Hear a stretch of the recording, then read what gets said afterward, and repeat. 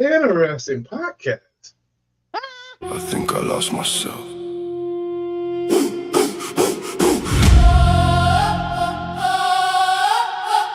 Demon time, demon time, demon time, demon. Demon time, demon time, demon time. It's 3 a.m. Voices in my head again. Demon time, I can't pretend. 2026, no more friends. Demon time, feel it on my skin. Dark thoughts, let it all begin. Demon time, yeah, I let it in. Now I don't know where I am. Late night, eyes wide, no sleep. Heartbeat fast when the room go deep. Cold air creeping under my feet. Something there, but it don't speak. Phone like flicker, shadows move. Same dark vibe, same cold move. Mind gon' blink, but I still feel used. Like I'm stuck in a loop I choose. No trust, I don't trust myself. Fear a crack, I see someone else. All this pain that I never felt. Now we rising, I need some help. I hear whispers say my name. Every night it sound the same. From the dark it feed the flame. Now I know I'm not the same. Demon time. It's 3 a.m. Voices in my head again. Demon time. I can't pretend. 2026, no more friends.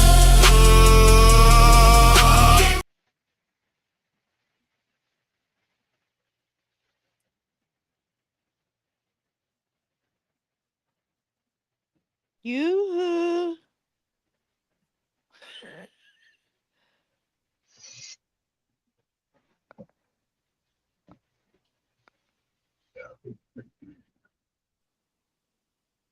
Terry, you. I don't know what's going on. The gods aren't letting me be myself today. Oh no. But that's it. Yoo-hoo! How's everybody doing? Good. Can everybody hear me? Yeah. I can hear you. Yeah, I Hello? can hear you. Okay. I'm stuck in the middle of a hurricane How we again. doing today, everybody? Another hurricane? Where are you? I'm in Japan. Oh. So I'm stuck in the middle. There's 4 hurricanes. Last time we were stuck in 3 last week. Now we're stuck in another one. So Oh no. yeah, it's not gonna get sunny out until it gets really bad out, and then we get the monsoon season in in the middle of July, and it's like, oh gosh. Oh no. I want some sun. Yeah. Weather sucks. Yoo-hoo, Cherry. You're not gonna say it, I'll say it. Okay, welcome Yeah, everybody. man. Did y'all not see that? That something is going on, dude. I mean, I don't know. I felt like there's an echo. See? It's going again. No, I don't it's hear not. an echo. I don't hear one. Yeah, so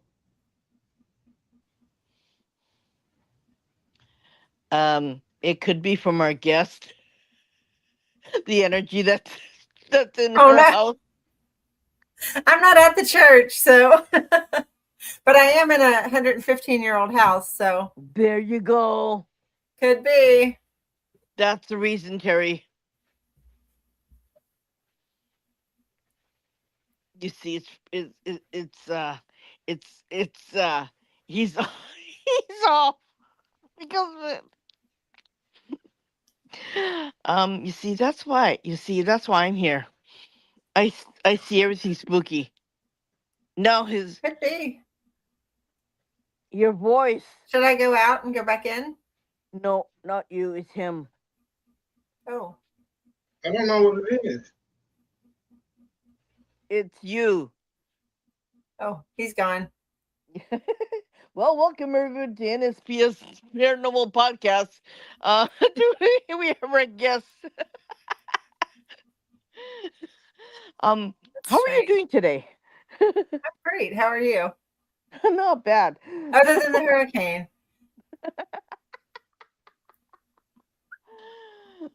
So, what is your specialty? What do you mean? Like, what do you like to do? Um, what is your thoughts on the paranormal, and how'd you get into it? So I kind of grew up in it. I grew up in southeastern Kentucky and Appalachian area. So Mm-hmm. you just kind of grow up when you grow up in Appalachia, you grow up in that. Mm-hmm.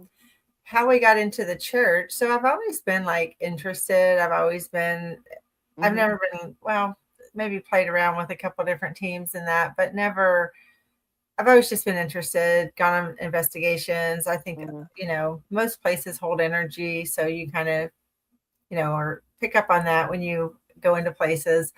How we got the church though, after COVID, we sold everything. We sold our house, we sold our cars, and we just traveled for a while. And Mm-hmm. then we started looking for a house and we saw this church that was for sale. And we decided to buy it and renovate it into a house. And we bought it and I didn't even see it. My husband flew up and looked at it and decided that, thought we could do some renovations. It needed a lot of work. But we decided to move into it and do some renovations and renovate it into a house. And it's almost as soon as we moved in, things started happening. This activity we lived in the basement part, Mm-hmm. and while we were renovating the upstairs, and things started happening: footsteps, whispers, movement, Mm-hmm. just different things. So from there, we lived there for about a year and a half during all that, and that's the other thing about these small tiny towns is Mm-hmm. you can't find anybody to do any work. Like it's so hard to find good contractors to do work. So the renovations were super slow. Mm-hmm. And so we just decided, with all the activity, I had some friends in different teams and that, came over and did some investigations and things. And we decided to open it up for investigations. And so we bought another house and opened the church up for investigations. And that's kind of where we're at right now. People don't realize churches can be haunted because Oh, you have yeah. funerals there, you have a lot of things there, and you have wake there, and Mhm. churches can be very haunted. Yeah. People don't realize that when you bring something that's passed away and you put it in a church, Mhm. it's like some people used to have wakes in their house, right, long time ago, right? So Mhm. you get a lot of creepy, weird thing. Well, not creepy, freaky, weird things. Okay, that goes in. Yeah. Yeah. So there's been lots of funerals there. There's Yeah. one documented death in the church, and there's another death that was not quite on church grounds, but was sort of associated with the church. Hmm. Um, so we think there's some of that. A lot of it is like what's it called when it's just like over and over, like they're just kind of replaying the. Residual energy. Yeah, a lot of it's that. So we've had some teams tell us that they thought that there was like church service going on upstairs while they were downstairs, Hmm. um, things like that. So yeah, there's a lot of energy there. It's 155 years old. It was built in 1869. All the original building is there. The original windows are there. Hmm. Um, we preserved as much of it as we can.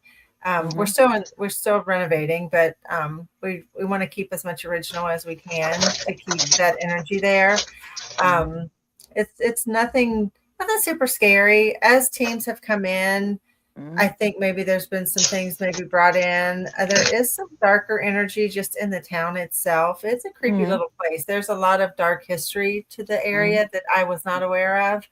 Hmm. Um, but there's that's why I call it Spirits of Marco, because it's not just the church, it's kind of like the whole town. And I always Yeah. tell teams when they come in, like, walk around the area, walk around the little town and just investigate, stay on public property, but just walk around and you'll get a lot of things on your equipment and things like that. Hmm. It's a creepy little place. There is some dark history there. So You also have Hmm. my friend lives in India, and like I mentioned before the podcast, that there's a lot of um Native American, like Cherokee, Yes. and so their burial ground is all over Indiana. So Yeah.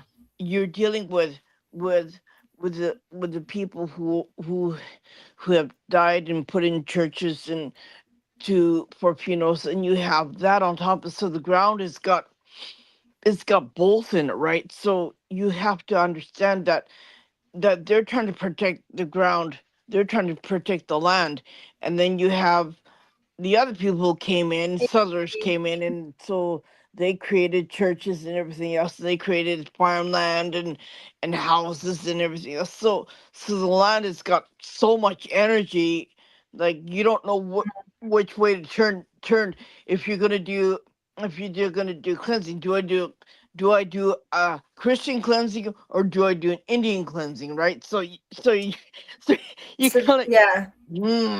right. So there's a creek that runs behind the church, and that was their main source of trade before the railroad went through. There's a railroad track pretty close, and then once the railroad came through, they moved the town over closer to the railroad. But at the time, there was the creek was their main source of trade, and there was a friendly Indian camp. This came from the Historical Society. There was a friendly Indian camp an eighth of a mile southwest of the church. So some people have said they've heard like chanting and drums and things like that.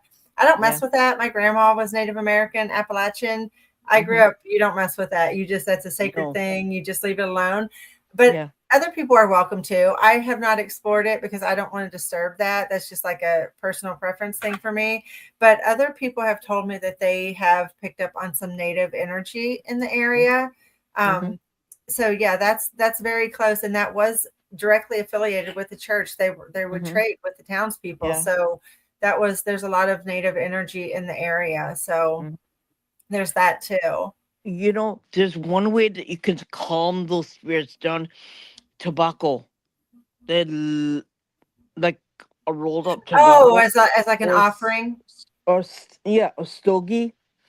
They're like hard candies. They're like chocolates too. They love chocolate. Do you guys know Bobby Mackey's Music World? Yeah. So I used to live close by there, and after they tore it down, a friend of mine and I went there, and we got some things from the debris. We got some bricks, we got some dirt from the well, we got some tiles from the bathroom, we got some wood from the original floor. I brought it back to the church, and always before, it was more of like a female child energy, a very subtle energy. It wasn't very aggressive. It was very friendly and very subtle. But after I brought the Bobby Mackey stuff back, we started hearing heavier footsteps, heavier walking, it just seemed more male-like. And then a couple of times, this happened on two different occasions. I was making my husband, he was on his way home from work, and I was making him a mixed drink. And as soon as I poured the whiskey in the glass, I heard his voice. I would swear on anything. It was his voice that said, "Hey." And I turned around, and our dogs, they flew across the floor and ran up to the door. They thought it was him too. And I looked, and he wasn't there. He was still like 15 minutes away. And that's happened twice. And both times I've been pouring whiskey. So I do think that there's some energy that came with that Bobby Mackey stuff. And that whiskey is a trigger for them. So we do leave a bottle of whiskey there for people to kind of play around with, if there's if they want to test that out. But yeah, there's definitely some things that are trigger objects that bring things in and that get reactions. We bought an old, it was a Halloween prop, but it was just like an old timey coffin, like a wood, like the pine box coffins, like the kind of octagon, or not octagon, whatever that shape is. But we bought one off Marketplace. We were going to make it like a comment box and stand it up. I haven't got that far yet. So I just have it sitting there. But the night we brought that in, we kind of put it up near where the altar area was. And we have security cameras and stuff. So we set it up, and we, went on, left, and came home. Our cameras were going crazy all night, and it was like heavy walking and furniture moving and things like that. So I really think like maybe they thought there was a funeral going on. Or could have been that coffin was used at one time, long time ago. No, it was a guy. He just made it as like a Halloween prop, and he was cleaning out some of his Halloween supplies. So we bought it, but it was that old timey shape. So we leave it It there, was, and yeah, it was people, like this, and it had corners in it yeah, like like that. the, Yeah, yeah, like the old-fashioned coffins. Yeah, yeah, yeah, yeah. yeah. And it looks like an old fashioned coffin, but we use that there for as like a prop, and people will put their equipment on it, and they will kind of play funeral music and pretend like there's a funeral, and they'll get some reactions and things like Mhm. that. You Which good, is kind of Terry? creepy but cool, right? Yeah. Yeah. I am back, guys. Can you guys hear me All now? right. I can Yeah, hear you. yeah, we can hear. But Yeah, I don't know what Kentucky, happened. Kentucky is another place that you've been to. Kentucky has a lot of weird stuff going I on grew too, up in don't they? Kentucky, so yeah. Yeah, and I have a case in the Appalachian gut um forest. There's another case that the source came out of that one, so I have to go back to that one. I have to fix that. Yeah. The Appalachian Mountains. Yeah, Interesting. Kentucky is one place that has one freaky thing right after another going on. I grew up in the hills of Kentucky. I can tell you some freaky stuff. Yeah, yeah. The Mm, forest and anything around there is really, yeah, Yeah. something you really don't want to tell your friends about, right? You don't go yeah, out at yeah, night, right. that's for Hey, sure. Something calls you, you don't you grew answer. You hear whistling, you don't right. answer. You grew up in Kentucky. Before we get started with the podcast, I just wanted to know who was the two of the most famous families in Kentucky that you know of? That I know personally or I know of? No, no, just from history. Hatfields and McCoy. Are those guys still around? If they are they still fighting There, each other? I don't know. There are still descendants from them, though. There's actually a podcast, Hatfields and McCoy podcast, and they're from that area, and I don't really know what they talk about a whole lot. I have ran across it a couple times, but yeah, they I think they did a lot of the history of it, and they have some descendants from the families that are still around. I heard also that And I thought, their gravesite, they're still fighting at the gravesite. I wouldn't doubt it. Their spirits they're still having a war at the gravesite because the Hatfields are buried there and the McCoys are buried there, but they're still going at it with Yeah, each other. Even I in wouldn't death, they're doubt still it. going. Yeah. You're that's so wondering, funny. right? And Like, it was, and and I think the whole thing was over something really simple, but it meant so much to them. Yeah. I thought it was I'm like not sure. one of the family members married the other one or something. oh I don't know yeah, what it was, but yeah, there was that'll do it. some. That'll do it. I'm not That'll sure do it. what their Right? beef was all about, but yeah, That'll do it. It was Right? something simple. I should look that up. I don't remember what it was. It's I something don't so know, small, something so guys. simple Well, can turn out so right. we're gonna go ahead and jump into the podcast. Quick shout out to everybody that's already in the comments. Everybody that's on so many different social media platforms. Thank you guys for joining us. I really appreciate it. I hope you had a good 4th of July. I have to work, but it is what it is. One thing, holidays come, but so does the bills. So it's nonstop. So, hey, quick shout out to everybody who celebrates the 4th of July. Okay, Kate, are you ready for this? I'm ready. All right. I'm gonna start it off this way. I went to a friend of mine's house yesterday, and I really don't celebrate the 4th of July, but I go for the food. And these individuals, I'm thinking that they might be Christians, and it's weird because they were joking around. They were saying like, "Oh man, if you don't do this, I'm going to kill you." I'm going, they just people make those sly jokes every day. So the biggest question is that I have for you, Kate, is why do people joke with death? And when death comes knocking at their door, they get so sad and so upset about it. How can you kid with something and joke with it, then turn around when it comes knocking or ring your doorbell, you're all sad? Wow, I don't know. I didn't expect that question. I don't know. I think it's just such a, we become so accustomed to just our phrases that we use and we don't think anything about it. I mean, I've even said that to my kids probably before. I'm going to kill you. Obviously, I'm not going to kill them.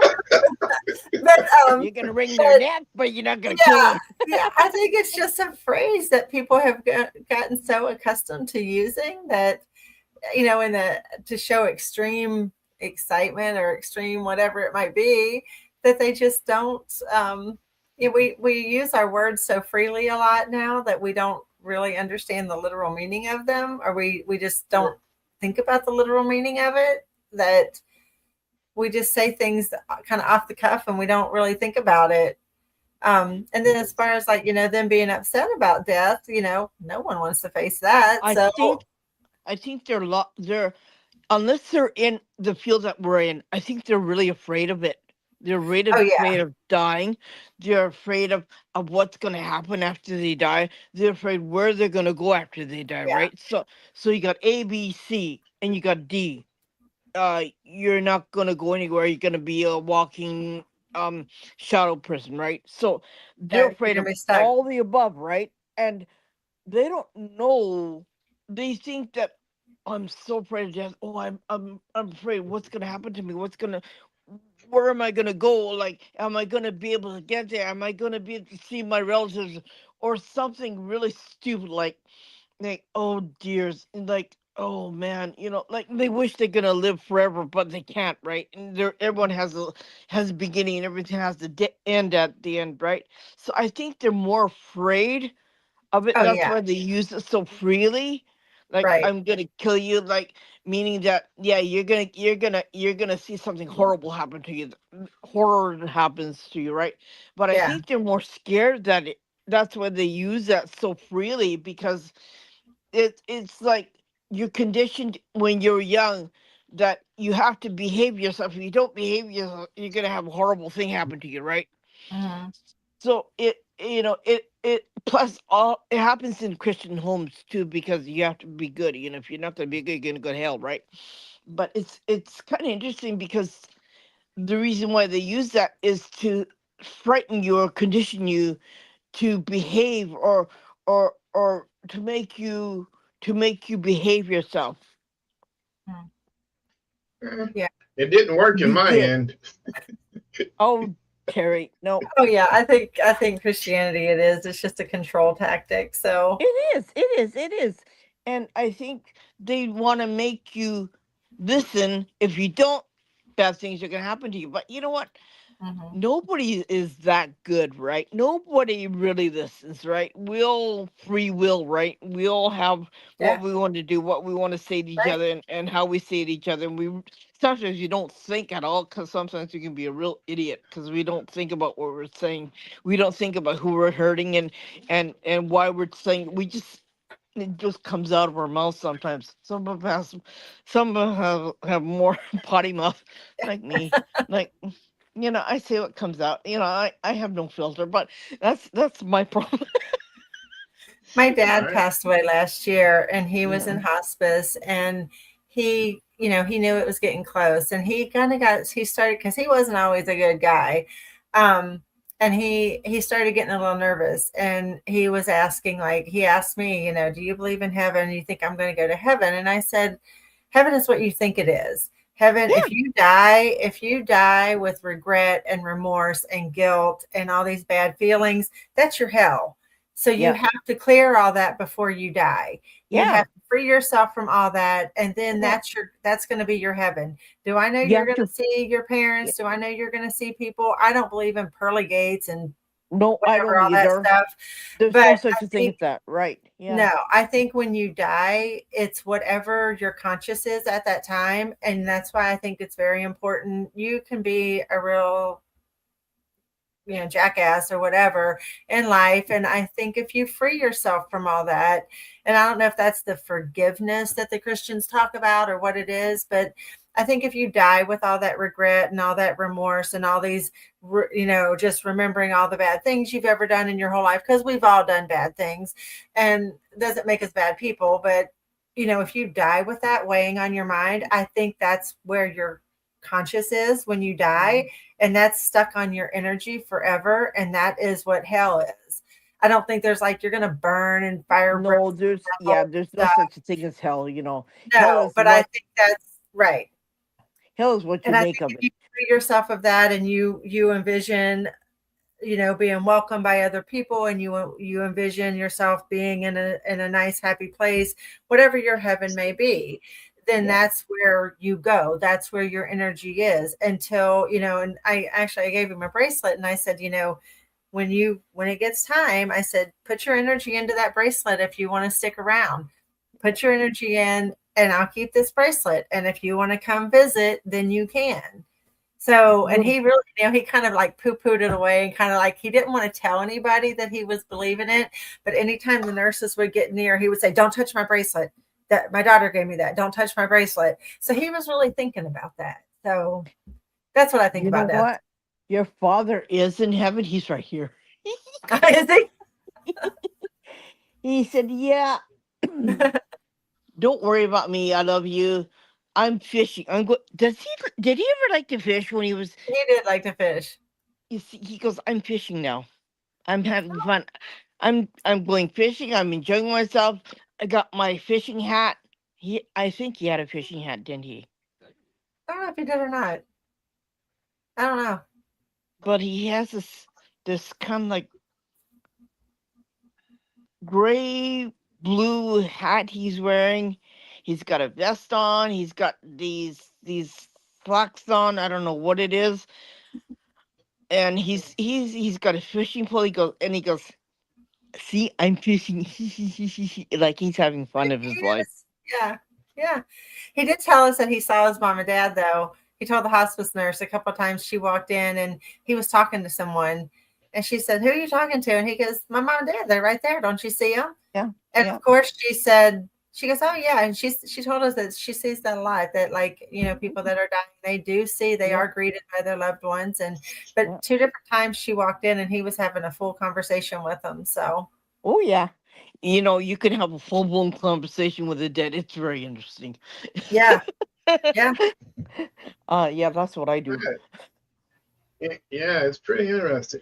Tell me a little bit about the town of Marco.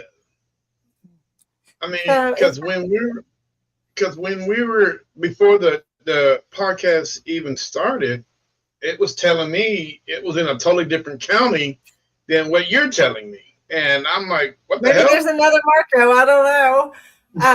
Yeah, it's a tiny little place. It's probably about 4 streets. It's very small. There's maybe, I don't know, 25 houses. I don't know if there's even that many. Um, we didn't know anything about the area. I had never been to it. I never knew anything about Greene County, any of the history until we bought the church.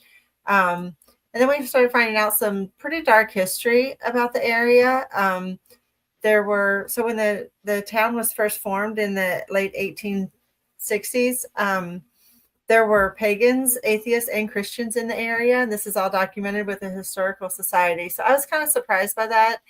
But all 3 religions were recognized, and they all went together. The whole town went together and built the church financially and physically. And they all used the church. So the church was used by pagans and atheists as well as Christians. There's a story that one of the Christian families, one of the young men from the Christian families, fell in love with one of the pagan women, and she was not interested in him at all. She just didn't want anything to do with him. And he thought it was a religious thing. He thought it was because he wasn't pagan. So he decided he was going to be pagan. Well, he didn't understand what that was. He didn't understand paganism. He didn't understand the whole thing. So he opened himself up, and something dark kind of took over him. It wasn't a possession. It was more like an oppression situation. And he became awful. He was awful to the town. He was awful to his family, the whole town, particularly the woman that he had fallen for earlier. And after a while, the family came to the church and said, we need help. Something's going on with our son. He's not acting right. He's very aggressive. He's violent. He's not himself. So the church agreed to have, they called prayer sessions. They agreed to have these prayer sessions with him. And months they prayed with him, over him at the church, at his home. And eventually he was able to get out from under this oppression that he was under. And he was so embarrassed. He was a disgrace to his family. He had embarrassed his family, himself. And, you know, back in those days, that your name and your reputation was everything. And he was so distraught by all the horrible things he had done. He went out in the woods and hung himself. So a lot of people feel like that this dark energy, that while the church helped rid this man of this dark energy, they did not do anything to rid the area of the dark energy. So there's a long history of missing. And can I say what I want on here? Yeah. Okay. There's a long history of missing and murdered women in the area. Some have been found. Some of the women have gone missing and they've been found deceased, and some have never been found. There's several. There's a known documented serial killer from the neighboring town of Linton, and he was a nurse, and he was like the mercy killing. He killed over 100 patients at the hospital he worked at. There's a man that lives right down the street from the church that in the late 90s, 1990s, mid to late 90s, 4 women disappeared. One woman was his wife, and he admitted to murdering her and dumping her body down an empty mine shaft. Her body's never been recovered. And there was another lady from the cemetery a half a mile away. She was an older lady. She was up there putting a pumpkin on her brother's grave. She disappeared. She's never been found. And then there were 2 other women within like a 20-mile radius of Marco that were both found. They disappeared, and then they were both found murdered. And this man that was convicted of murdering his wife, he was the prime suspect in all 4 of those murders. They were never able to pin anything on him other than his wife's murder. But he's out. Just like 2 years ago, shortly after we moved to, we bought the church, another man killed his ex-partner and their 14-year-old son. And he just has no explanation for it. He just is like, he doesn't know what happened. He just something happened and he did it. Those are more recent, but they're all the way back to the late 1800s. There's been recorded documentation of women that have gone missing and murdered. There's a long history. I don't know if you guys are familiar with Indiana, but there's a strong history of the KKK in that area. So it was very dark. It was a very bad place, especially for minorities. And it was just not a good place at all. The church, we know that members of the church were members of that group, and they had meetings at the church. The church bell was rang. They would ring the bell at sundown. It was known as a sundown town. That's how, it was a horrible place. And they would ring the bell to signify to the minorities, it's time to go inside or we're coming to get you. It was a really, really dark place. So there's a lot of really dark, negative energy in the area. You can feel it. A lot of times when you're in the church, you will hear talking outside the church. And if you go out, there's no one there. You'll hear on your equipment, you'll hear something like wanting you to come outside. It'll actually say, we're outside, come outside, on like the Ovilus and things like that. And you go outside and there's nothing there. But you can definitely, almost everyone that's been there has told us that once they cross those railroad tracks, it's like an energy shift. They feel a whole different energy when they get, and it's a very heavy energy. It's not a very, very welcoming place. It's not bad now. There's still like your little Billy Bobs that think they're, these tough guys. it's not like that, or at least it's not out in the open, but they vary. We're the outsiders, and while most people have been really nice about what we're doing and they don't really say anything about it, there's some people that are very angry that we're like telling their secrets, and that we're opening the church up for people to investigate, to kind of learn their secrets. They're very protective of their area. It's not a very wealthy community, so the education level isn't always very high, and it's kind of like the people kind of keep to themselves, and it's kind of a little backward town. But there's a lot of negative things have happened, a lot of negative energy in the area. It's interesting, yeah, because when you have that much that happened, it's bound to taint the area. It's bound to taint the soil, whatever it is. And then people don't realize that sometimes when you have a dark entity coming after people, like innocent people, their bodies can disappear and you'll never find it. And it does happen. It happens here too, with the very old places that you're warned not to go there by other people, and yet, if you do go, beware, because you're not going to come back. Either won't find a body of you, the blah blah blah, and it's happened here too, where you can't go to certain places, or you have to be very careful. Yeah. You're not going to come back. They won't find anything to bury you, and there won't be any signs of how you died. So there won't be there won't be anything written for the death certificate or to be buried, right? So it does happen, right? And there's a force out there that even a paranormal investigator would dare to step foot in, and to dare to even try to understand what's there. That's what you pick your poison, right? Right. Yeah, we had a team there just a couple weeks ago, and she's been there before, and she just said that something was telling him, like, don't sleep downstairs, because we have a basement where most people sleep in things, and she was like, oh, it's no, she just couldn't figure out why it was telling her not to sleep downstairs. And she said every time she would go downstairs, she would get sick. And that didn't happen the last time she was there, but something did not want her in the basement. And so the man, it was just her and another team member. And he said, I'm sleeping downstairs. And he said he didn't sleep at all. Every time he would go to sleep, he would hear popping and cracking and noises and bangs and scooting. But she was like physically sick from it. Something did not want her down in the basement. Do you so I think do believe it's more that of a man? Do you think it would be more of a woman instead of a man, or a man instead of a woman, because they didn't like women? I do think there's some energy there that does not like women. But I don't know that. So a lot of times it does feel very light. It's a light energy. It's a female energy. It's childlike. People have captured children giggling and things like that. And even like on the SLS camera, like little childlike stick figures and things like that. That's very light. The negative energy, the kind of the darker energy, I don't feel like it really comes out a whole lot. I don't know what brings it out. I don't know if there's certain people that brings it out, or maybe it can't come out. Maybe the good energy is keeping it at bay. I don't know. I just do feel like that there's something.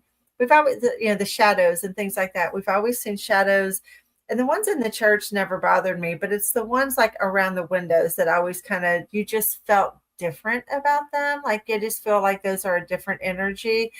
And sometimes like when you're out at night, you just feel different. Like most of the time I didn't care. I would walk the dogs at midnight or whatever. And it never really bothered me. But then sometimes I would be a little like, hurry up, let's get done here, because you just feel different times. There's different energies. But I will tell you one thing.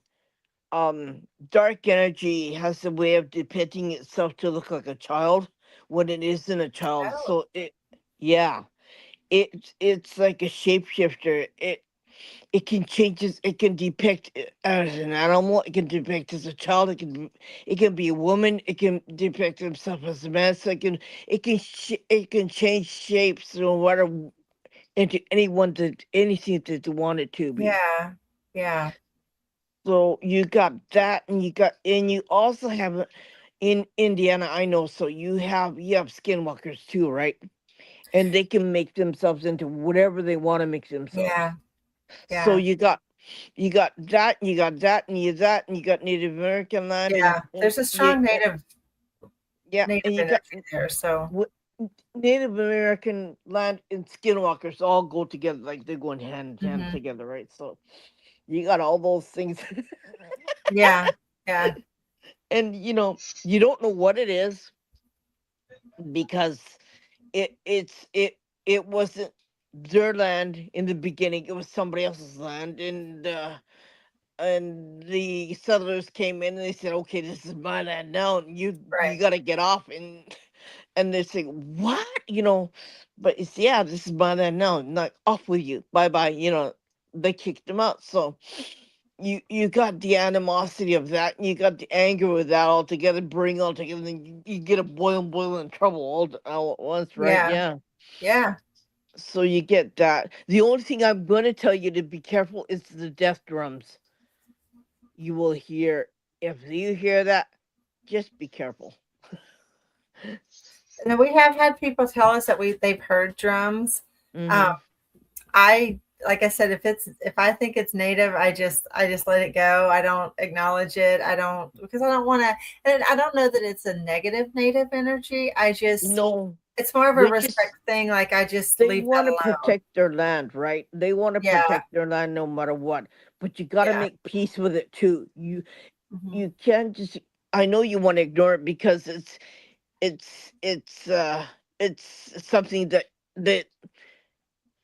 you can't win with, right? But you also Right. have to make peace with it too, because they will claim it and they will get angry if you don't. So sometimes a stogie outside, leaving outside on the land will help them Hmm. to make peace with them. Like, I understand this is your land, but this is my house. I live here now. I want to make peace with you, and here's a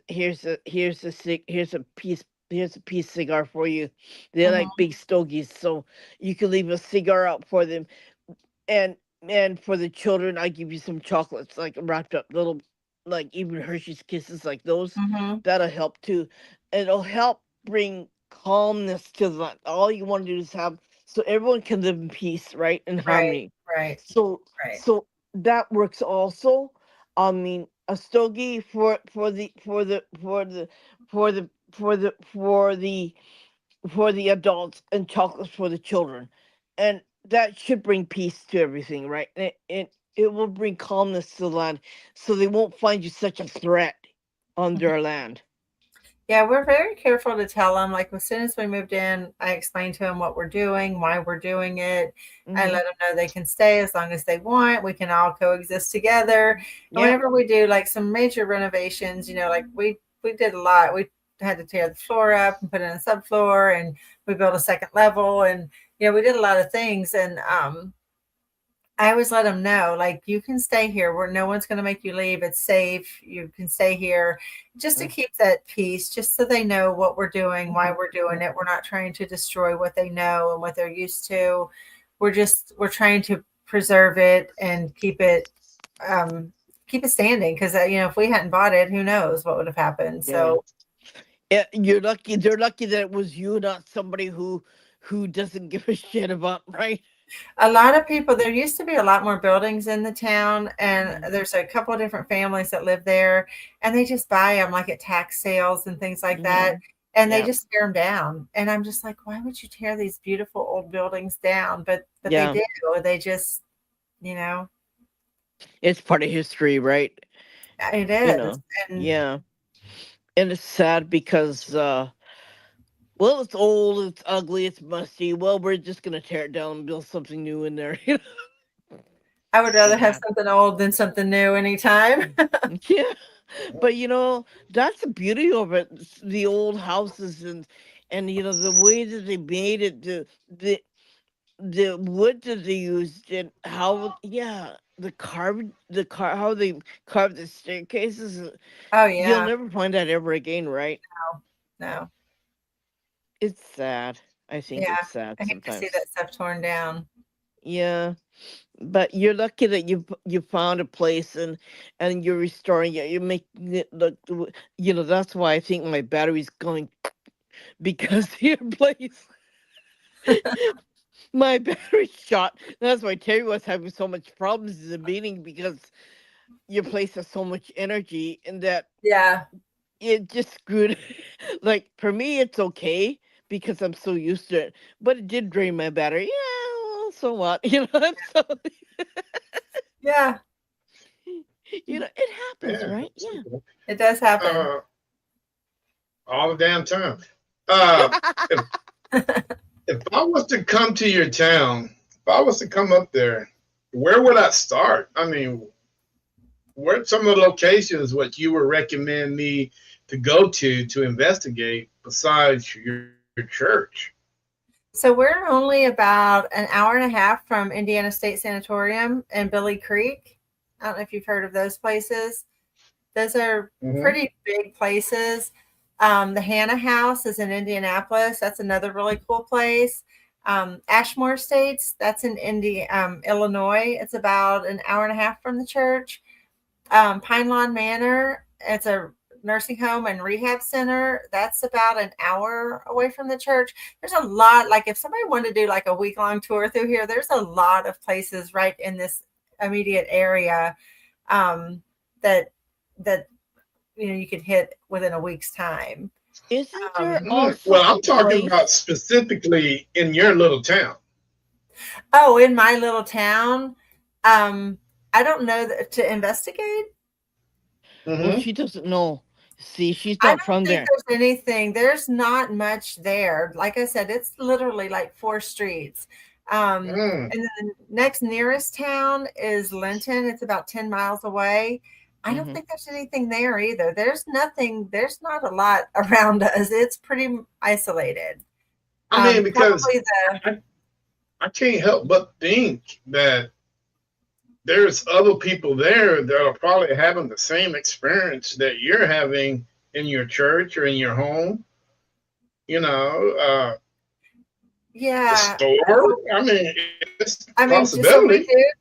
We do. I don't own the cemetery. I'm really bummed about that. The cemetery is about a half a mile from the church, and people will go up to the cemetery and investigate up there.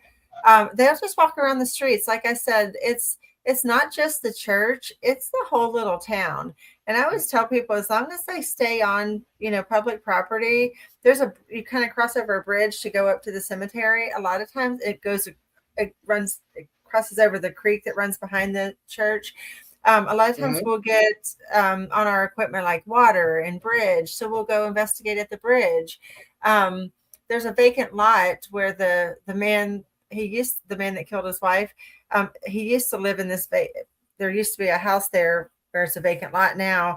A lot of times people will kind of just walk down there and investigate down there on public, on the street. And they'll get things. So, other than the church itself, I don't know that there's another building. Um, I'm sure there are other places. There is an old general store in Marco that someone owns. It used to be an old general store back in the day, and we've almost got her to agree to let us investigate there. And then there's another house that's like from the same time period that was built in the late 1860s, 1870 time frame. And one of the guy that owns it, he was going to let us investigate there, but his wife wasn't real happy about that. So I don't know if that's still a go or not. But I mean, it's hard to describe. Like if you could see the street, the city, the town of Marco, it's only like 4 streets. So there's not a lot of places right there. There is that old general store I think would be cool. And then that old abandoned house would be pretty cool if we could get into that. It's just, I haven't had time to really work on that a whole lot, but I've talked to him about it, but that's as far as I've got. Indiana has Interesting. really haunted insane asylum, state insane asylum that Yeah, that's you about an hour and a half from us. you should really visit that. I mean, it's one of the world-known, renowned haunted Mhm. place, and it's Yeah. one of the biggest insane asylum that there is. Yeah. Yeah. And apparently, it's supposed to be really creepy. I haven't heard about it, but I have researched it, and you Yeah. know, I'd say, okay, I'd be the first one to line up to go there. Like, Yeah. Yeah. me being freaky and weird, and like, yeah, I'm that. That'll just put me just right at home. Yeah. So how many investigators have been to your location in just over the 6 months of the year? How often do you open it up? So it's open all the time. The first we opened it up in July of last year for investigations. We had a few teams that I was familiar with that before we decided to open it up to the public that came in. We had maybe 3 or 4 teams come in. I just want to make sure that like what I was experiencing, other people would experience it too. So then we opened it up, and we've been. Last year was a little, slow getting started. We had people maybe a couple weekends out of the month. But more recently, we're booked almost every weekend. Now, August isn't very booked. We have a couple, maybe 2 weekends booked in August. But then in September, it picks back up, and October, November, December, it dies off a little bit. But I would say probably, what is that? If every weekend is booked, if we just average it 2 weekends, I don't know, maybe 50 teams have come in. I'm not sure. Oh wow! Yeah. Now with Had some come back them, more than once. have any of them had the same evidence? Or each team that reported back to you is always something different, or is some teams say, "Hey, yeah, this is." Yeah. So almost all the teams see the shadows and see the shadow people. Most of the time, so a lot of times it's just shadows. A couple of teams have seen like full shadow people, like actually an outline of a person. But all the teams report shadows. We've had 3 teams, I think, report a mimic. They think there's a mimic there. We've had all of them here. We've had many, many teams hear a woman say, "Help me."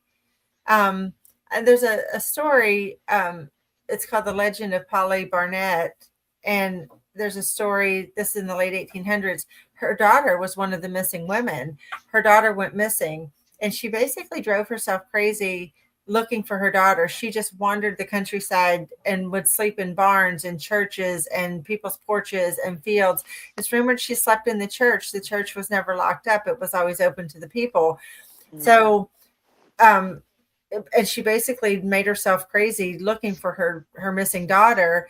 And she got pneumonia from out in the elements and passed away after many, many years, like 20 years looking for her daughter.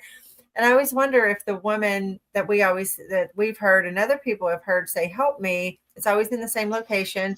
I've always wondered if that's Polly saying, "Help me find my daughter," or if it's any of these other missing women that were being hurt, if it's them saying, "Help me," like wanting help from someone.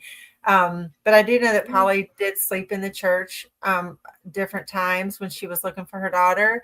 So I tend to think maybe it's her saying, help me find my daughter.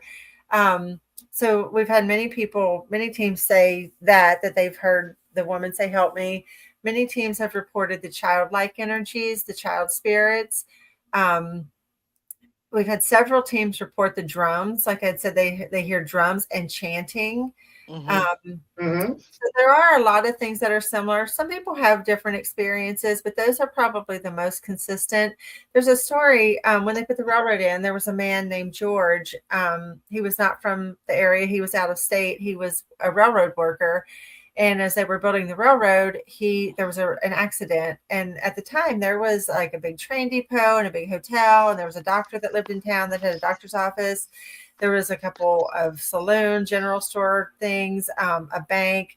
But anyways, George was injured. There was an accident on the railroad and he was injured, and they took him to the doctor's office, and he knew he wasn't likely to survive, and he was very religious and he wanted to go to the church. So they took him to the church and he died at the church later that evening.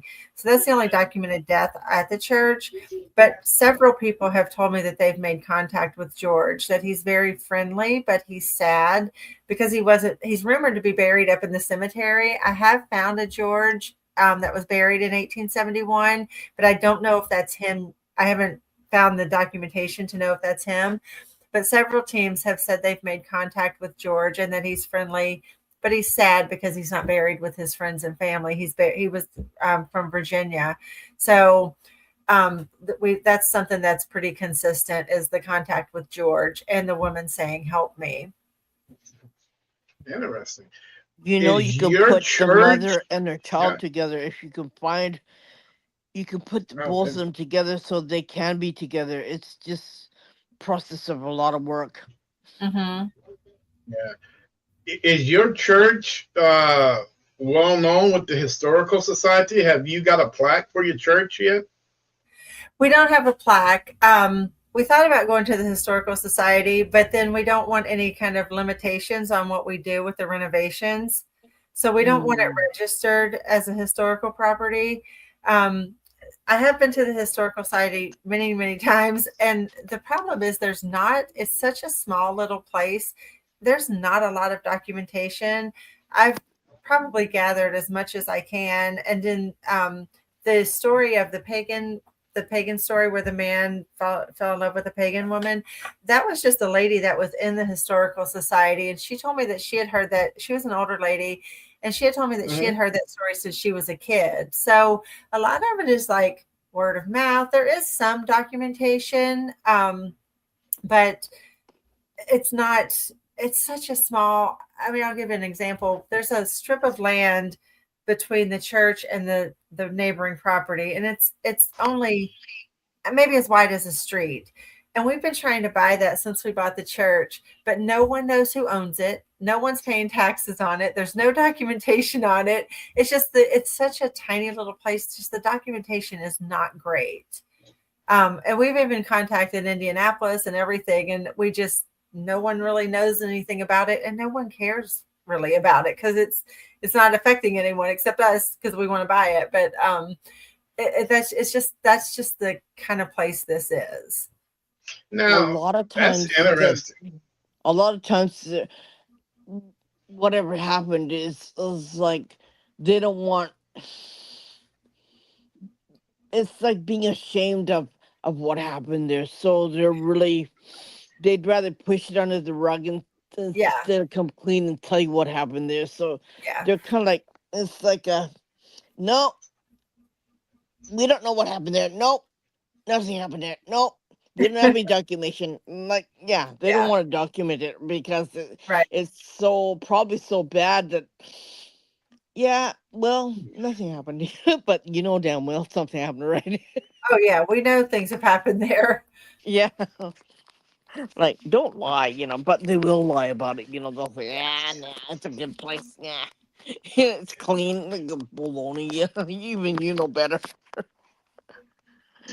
Yes. What are you charging per weekend to at the church? So it's $150 a night from 6 p.m. to 10 a.m. and that's for up to 8 people. We haven't done like a 2-night thing. I've thought about that though, doing just like a 2-night, a whole weekend. And then Sunday through Thursday, it's only $100. We're not trying to make a lot of money off of this or anything. It's just something, it is such a cool little place. I just want to share it with people. I don't know how long we're going to do this because once we do finish the renovations, I don't know that maybe we'll move back into it. So it's just to kind of share it with people now and let people experience it. It's a lot of these places, and I'm not knocking anyone. Some of these larger places, it is a lot to keep upkeep on them. So I Yeah. don't fault anyone for charging these crazy prices. And maybe some of them I think maybe are a little high, but I just want to make it affordable for people to have a nice place where we have heat, we have AC, we have a working bathroom, we have a little kitchenette and things like that. So it's just a nice little place to go for a night or a weekend. It's not very expensive. It's just it's really just for the experience and just to share that experience because it is a neat little place. Yeah, that sounds interesting. Man, do you have any kids by chance? I do. How do they feel about the church? So my son, he's more I guess level-headed. He thinks it's cool. He thinks it's a neat place. He's he comes there, but he just kind of doesn't get involved with the whole paranormal thing of it. He just recently got engaged. So his fiance thinks it's really cool. Now my daughter, she's more like me. She's all about the feeling that you get there. There's a couple places. I mean, she's grown. She's like 26 years old, almost 26. She was trying to get in bed with me one night at 3:00 in the morning because she got so weirded out there because she kept hearing noises and seeing things. And she's more sensitive to those kind of things. I think my son is probably more concerned about my safety of having like strangers come in and I'm meeting them there by myself and things like that. Where my daughter is more concerned about the spiritual safety side of it. But yeah, I think they think it's cool. But my son's just more like, oh yeah, that's just mom doing her woohoo stuff. Because I mean, he grew up listening to these stories too. But he's not as interested, I guess, in the paranormal, or he doesn't. I think he is. He just doesn't really want to admit it. It wouldn't be cool, So, where my daughter's probably a little more interested in it. So, I think he's afraid of what goes bump in the night if it ever approaches him like this. And go, oh, what am I gonna do here? Right? I don't think he doesn't want that happening to him, right? So that's why he's like. Yeah. So a lot of our family at first was kind of like, what are you guys doing with the church? And we're, telling them about it. But they're, I guess, probably slowly coming around. I don't know that my husband's family, they're not very into the paranormal. They're more, they're thinking, what is she doing now? But they're coming around a little bit more to it. And then, like my friends and family, of course, they just know I'm like I am. So they just kind of expected it from me, I guess. Don't try to change her because she's into the most strangest things, she's into the weird stuff, It's just mom again. She's off on her little woohoo adventure. So Well, if Hollywood come calling, would you open up your church to them? If who? Hollywood? Yeah. Oh yeah. I mean, in what sense? What do you mean? I mean, because when a TV show gets involved with their location, they kind of want to tweak things and make things to their liking instead of your liking. They have a tendency of screwing things up. See, I'm so new to all this. I don't understand all that. So. Yeah. So you mean like the more paranormal groups that are more well known? Is that what you're asking? Well, no. Let's say for an example, a TV show wants to film at your church. They want to film on location at your church. But they're like, well, we're going to have to change this. We're going to have to change that. We're going to have to do this. We're going to have to do that, to their liking. And sometimes it has a tendency of not being the way that the owners would like it to be. But the owners sometimes want that notoriety. They want that, hey, my property is on this TV show. So I might just go the way that they want it to go. You know what I'm saying? And at the end of the day, you kind of thinking, well, I shouldn't have done that because it kind of put a bad taste in, Yeah. certain people's mouths. Maybe I should have done it this way because it's a little bit more truthful Yeah. than what the TV show is saying. Yeah, I could see that. I would have to consider that. I would want to know like what their plan is. I would never just give total control over to someone else. Um, I'm very protective of the church. yeah. I do have rules. I have no blessings, no cleansings, no portals, no uh, crossing over spirits, things like that. I would have No to know Ouija what they're board. doing. Ouija board. No Ouija boards in the place either. Like I whatever. I will occasion, depending on the team, I will occasion let Ouija boards in. I have to know the team and what their intention is, and know their history of using a Ouija board.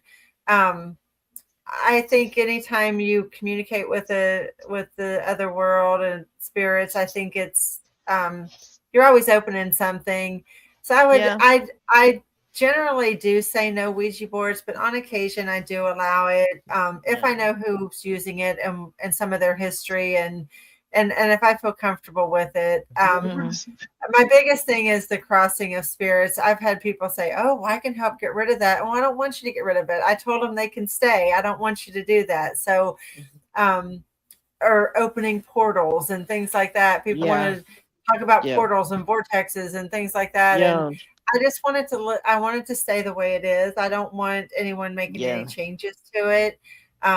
I've kind of, we've made that agreement with our spirits there when we first bought it, that they can stay and no one's going to make them leave and no one's going to Mhm. hurt them and it's a safe place. And I don't want them to not feel safe ever because of Yeah. any teams coming in and doing whatever they may be doing. Yeah, So because You, there is a fine line between crossing over a spirit and letting the spirit live there. So there is a right. fine line, and Yeah. only if they ever ask you for help is the only time when you should give them help.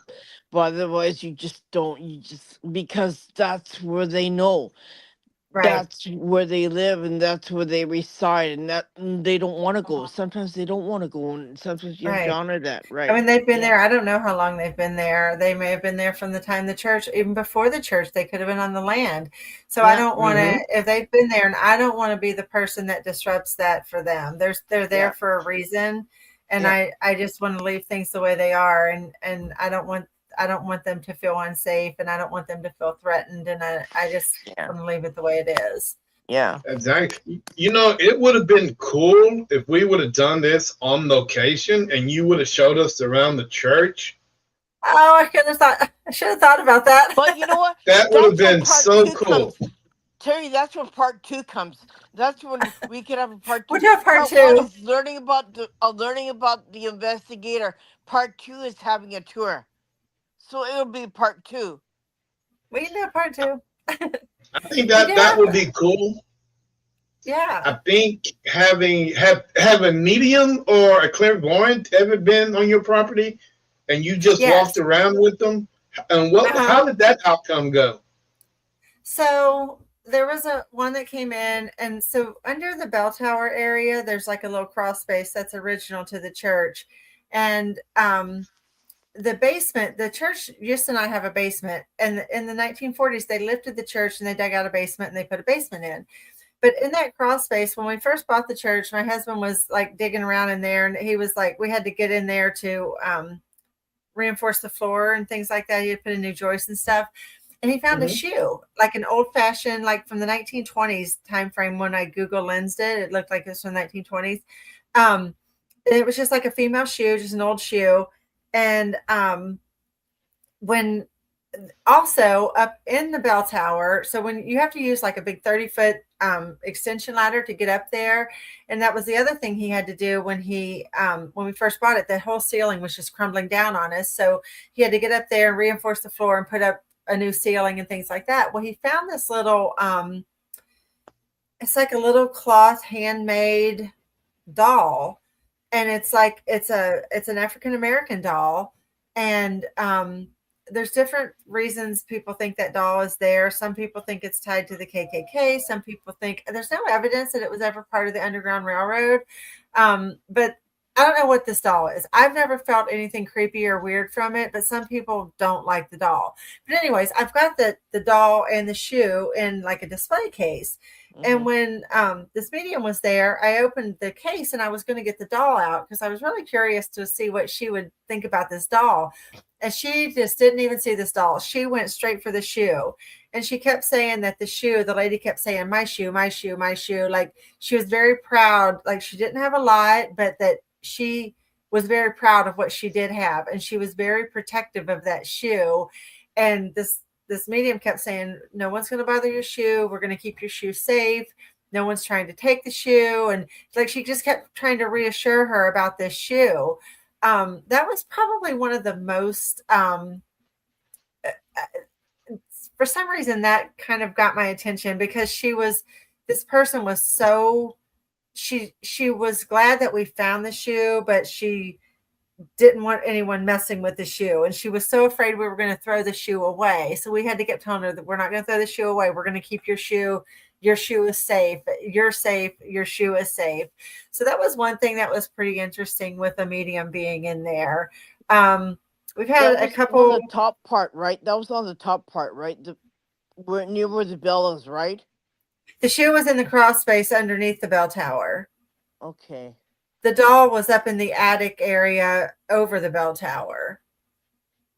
So the bell tower, the crawl space under the bell tower is up above, right? No, it's underneath. Under. The crawl space is under the bell tower. See, something's telling me that she fell. She fell to her death. I haven't seen anything like that. But it's really It weird because fell. I'm getting that energy with that. That I wow. fell. I fell. I died by accident. I slipped and I fell and I died. Could have been. Hi. Yeah. Yeah, we don't know anything about the shoe. It is an old-fashioned ladies' shoe, and a lot of you can feel energy on it. I don't have any special gifts or anything like that. Just more than just my interest in it. But yeah, a lot of people do feel things with the shoes. They'll put they'll bring the shoe out and put it in a circle and they'll investigate around it, and they get a lot of reactions, equipment, lights, and things like that. But I don't know that they've ever, other than the one medium that really connected with the shoe owner, where she was very protective of the shoe and very proud. Like she kept saying she didn't have a lot, but what she had, she was very proud of. And she was very concerned about her shoe, that someone was going to throw her shoe away. I saw that I saw her plunging to her death. Oh, yeah. Wow. It's scary up there because now the bell, so when you go up, there's like a little hatch. You have to use a ladder to get up there. And then there's the platform. Then there's another ladder. And it's like, my husband will go up on anything. And he wouldn't even get up on this. It looks like it's original. And that goes up about another maybe 15, 20 feet. And then there's another platform with another ladder that goes up to the actual bell. So I don't know. I don't know if someone was up there cleaning, or I don't know. I don't know what he went up doing there. Up there, she had a reason to go up there. She didn't say what she's doing up there, but she climbed up there, and she slipped and she fell. Wow. That's how she plunged to her death. I'll have to research that and see if I can find any documentation on that now that I have something to look for. That'd be interesting. Maybe she's saying help me. Maybe she's the one saying help me. Yeah. Yeah, maybe. you got any plans for October to open your church up? Or I mean, you don't have that many residents in this town. So, what are your plans for Halloween? So we do have someone that booked it. He's doing the first solo in the church. We've never had just a solo person. Oh, actually, we have. A friend of mine. She comes pretty often, but the first solo live stream, I guess, from the church. I work at the local library in Linton, so we do our summer reading program, and I donated a 4-hour investigation. So that's the night before Halloween. But on Halloween night, we have our first solo investigation there. Last year, we did like an open house type thing where people would come in just for like 2-hour tours and investigations. That went pretty well. I haven't done that this year though, because I donated the 4-hour investigation for the night before Halloween. So I don't know, maybe the week leading up to Halloween, I'll throw something out there. I'm not sure yet. Oh, interesting. Is there a local church? I mean, the town is so small. I doubt if you guys have a local church there besides your own. There's not one in Marco. There's not one in Marco. In Lyons, which is the town that's kind of incorporated Marco. There's a church like on every corner, and also in Linton, there's a church like in every corner. But as far as operating churches, there are in the area, but not in Marco itself. It was the only church. But I don't understand why there's so many churches, but you guys aren't located in the Bible Belt. Is that considered the Bible Belt? I don't think so. Might be. I mean, these people they're farmers, and they're pretty conservative. It's a pretty conservative area. So I don't know. So what does your husband think about all the spookiness going on? Does he interact to it, or does he just whatever? So he's a Marine. He never believed any of this. He thought I was crazy. He always supported my belief in it, and he would go on investigations and stuff with me. But he was always, I have to have some really hard proof. Like, I have to see this. Something has to happen to me for me to believe this. And he believes now. So one night, like I said, almost as soon as we moved in, we started, because we were living in the basement part, and we would hear walking overhead, we would hear shuffling, and we would hear things. One night we were downstairs, and it was later. It was, maybe 11 o'clock at night, and we were in bed, and I had my doorbell cameras. At the time, I didn't have security cameras up. I just had the doorbell cameras, and they were on the counter. They were charging, and my phone pinged and said, someone's at the side door, or motion at side door, whatever it says. And I knew the cameras were not on the door. So as soon as I grabbed my phone to look to see who it was, we heard running from one end of the church all the way to the other end. And that was before we put up the second level and the wall and stuff. So it was wide open, and it was heavy, like heavy footsteps. Well, he thought this man that was convicted of murdering his wife, he always wants to come in the church. Whenever we would have materials delivered or anything, he always wants to come help us move it in, and we never let him inside. He thought he had broken in and had got in the church. So he grabbed like this big mag light, and he ran upstairs, and nothing was there. It was locked up. Everything, there was no one up there. Everything was locked. The doors weren't open. The windows weren't open. So he comes back downstairs, and he just had this look. And I knew then that he's going to believe now, because there was no explanation. So I said, tell me you've been hearing these other things. Like you've had to have heard these other things. And he admitted, he said, I have. He said, but I didn't want to believe it. I didn't want to acknowledge it. So he started telling me about things he had heard, the shuffling and the walking and all the things that I'd heard too. And so now he believes, and he sees the shadows and things probably more than I do. I think they want him to see him. They want him to see them. He's heard a little girl 2 times has said mama. And he's looked at me like, did you hear that? And I'm like, what's going on? And I've asked her, I've tried to get her to talk to me, and she's never talked to me. But he's heard the little girl 2 times say mama. Another time there was a team there, and we were in the bell tower, and I was telling the history and everything before the investigation, and my husband was there, and the one of the ladies in the group, she's like, "Oh, I need to sit down. These shadows are flying all around. I just need to sit down." And I'm thinking, oh, she's one of them. Like, I'm thinking she's like totally exaggerating it.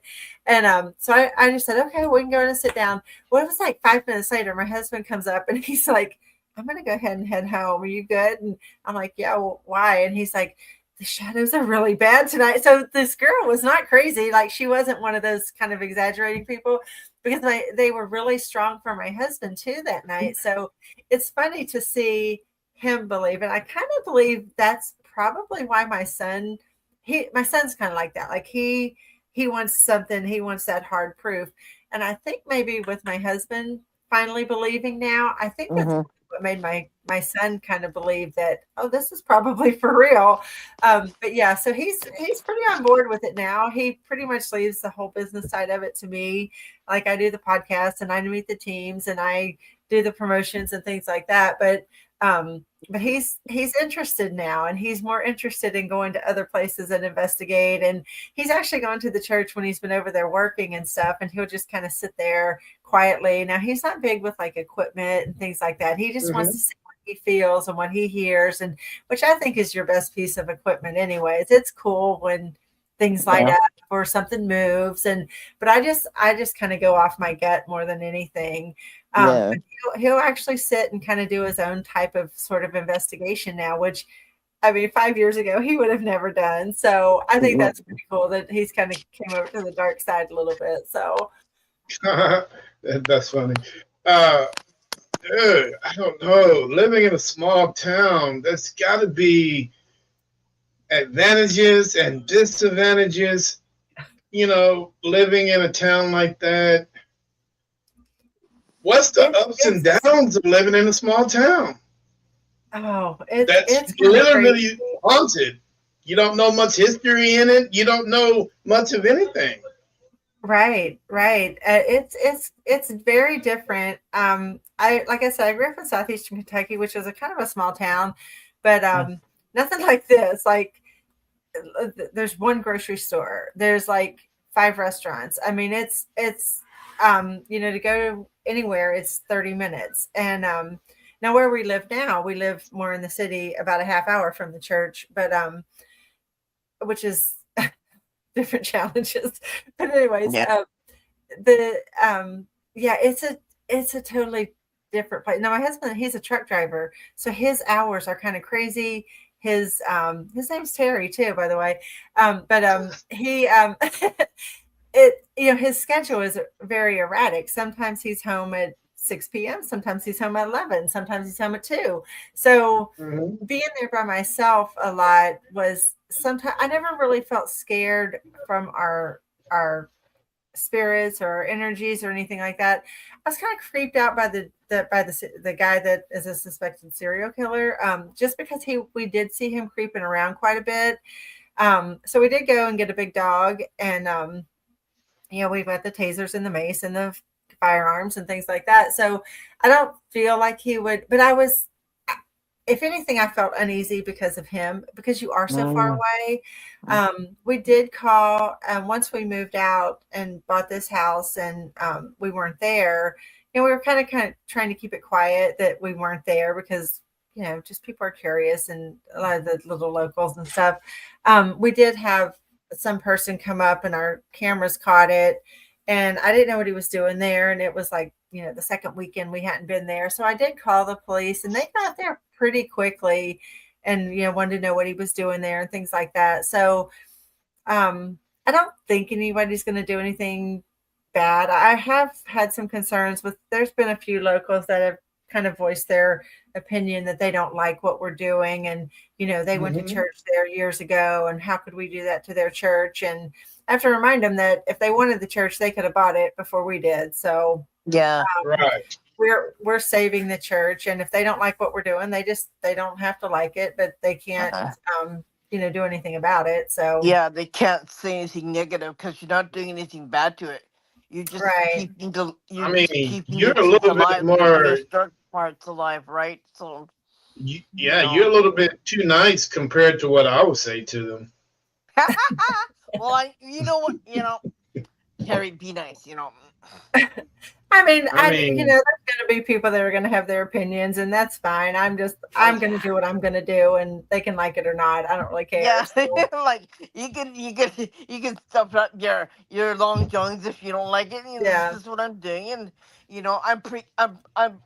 I'm saving the prehistoric part of the church, and I'm making it beautiful, and I'm fixing it up, and they just talk because they don't have anything better yeah. to say about it, that. I had But that's right? a lady tried to sell me a Bible that she claimed was the original Bible from the church. And she wanted like $500 for this beat up Bible. And I knew it wasn't the Bible because the neighbor that still lives there has the Bible. And his family went to church there forever. But I mean, so we've had some stupid stuff like that. Like one lady came and asked if she could take the bell to put up in the cemetery, and like just dumb stuff like that from like locals. And I'm like, no, you can't have, because the bell is the original bell and it still works. So she's like, oh, well, we should have took that bell and put it in the cemetery because we're the third owners when the church disbanded. And sometime between when the church disbanded and when we got it, some people went through and like took a lot of stuff out of there. There was like a plaque, like a dedication plaque to somebody that had been like a longtime caretaker. There was like a flagpole, and they took some pews and they took some other things and like the big podium thing and like the church chairs and things like that. So they didn't take a lot of things out of there. Like pretty much if it wasn't attached, they were taking it out. So I feel like they all had their turn at it. So they can just back off now because it's yeah. ours. But it's a shame that they took Interesting. it all. Like it Oh, belongs yeah. to the church. Yeah. It's a historical site. It belongs to the church. It's like, imagine you. It of course it's haunted. Okay, it it belongs to their. You know what? If they're gonna take that, they're gonna have problems in their home because of that. That. Yeah. I hope they So do. yeah, That'd because be funny. They'll yeah, be like calling you again. They're like, what the hell? Take this stuff You know, back. bring it yeah. back. We've focused so much on the church. We've yet to discuss what's going on outside of the church. Yeah. Is there anything that you've seen out there outside the church that you really can't explain? Now, you said you've heard some things, but have you seen some things? The only thing, we had a really weird experience one night. There's a team, Indiana Paranormal Society. They come pretty often. And we were investigating one night. Now, this guy that is the suspected serial killer that killed his wife, he's out. He only served 15 years for that murder, by the way. But that's the Greene County justice system. But he was incarcerated again because he's on probation or parole or something, and he violated parole, so he wasn't incarcerated. But we're convinced like some stuff is going on down in his house. But we were investigating. So shortly after we moved in, we had a little fire pit out in the back, and it was like midnight. We were out there, we had our little fire, and we heard this big explosion, and it shook the ground. And we're like, what was that? So we go out to the front and we see, it's like I said, it's like 3 houses down from the church. And we go out, this huge fire. I mean, it's gigantic. It's probably 30 feet high and 20 feet across. It was a giant fire. So we walk down there. We're like, what is going on? So we go down there, and he's on this little, like this piece of equipment thing, and he's like leveling off the neighbors' trees like at midnight. We're standing right in the middle of the street, and he drove by like 3 or 4 times. He didn't stop, didn't tell us to mind our own business, nothing. But the fire is on his property across the street. So we're like, what was that fire? So a couple of weeks later, my husband saw him out, and he always talks to my husband. And so my husband said, what was that fire down here the other night? We came down here and see if anybody was hurt. And this guy says, oh, I had to burn a car at midnight. So he tells my husband how he's burning this car at midnight because he doesn't want people to see the smoke and call the fire department. He does all this weird stuff. So he was incarcerated. So his property looks like a junkyard. I mean, literally like a junkyard. He does like handyman work, and he'll bring Mm-hmm. like refrigerators and dishwashers and cars, and I mean, it's awful. And but he we were walking down there because we were actually on our way to the cemetery, and we were just going to walk to the cemetery. Like I said, it's only half a mile away. So we got in front of his property, and I was telling this team the story about this fire. And as soon as I pointed to where the fire was, the Ovilus says, "We are buried there." So we're like, "What? Did you guys hear that?" So we all heard it, and we kind of stopped, and we're like, "Did you guys hear that?" And then we all heard this. There was 4 of us, and we all heard it was a male voice, and it either said "get back" or "get out." So we all ran. I'm like, "Oh my God, he's not in jail." So we run back to the church. We thought it was him, and we just waited. We waited and we waited. No one ever came out. No one said anything. So then we got in the car and we drove down there, and like it's only 3 houses down. And we drove down. Nobody came out. Nobody said anything. So we're like, that is so weird. But that was one of those nights, like when we were outside, just the energy just felt different. Like you literally would feel tingling on your skin. It was just the energy was so off that night. And we waited and we waited. I don't know. Could have been like a crackhead in his barn. I don't know, because there's a lot of drugs out there. But we waited. And then we saw these, I don't know what it was. We saw this blue and red light floating through the air, like 100 yards away at this other property. We have no idea what this blue and red light was. It was just the weirdest night ever. We don't know what that was. Probably the strangest thing outside. We will walk around the property. Like the guy now, he lives on the property where the junkyard is. But he used to live about 100 yards straight out from the church. So we will investigate down by that property too. We'll stay on the street, but we'll get a lot of weird stuff. We'll get bad man and homicide and legs and things like that, or help us, or so we'll get a lot of weird things like that on the Ovilus. But it's more of just a really creepy feeling, and the weird you just feel like something wants you to come outside, but you go outside and it's just a different feeling. It's just a really I'm odd reading feeling. the land. There's more than one body buried there. There's several bodies buried on this land. I wouldn't be surprised. I'm seeing that Now- right now. I don't have to go there. I can see it. There are tons of bodies on this land. Right. He's got it in shallow graves. Yeah. Now, when you mentioned Native American drums, did you hear those drums inside the church or outside on the property? Both. People have heard them both. They've heard them inside. They heard the chanting inside, and they went outside and heard the drums. So A lot of times was we'll there- have. that's crazy. No, go ahead.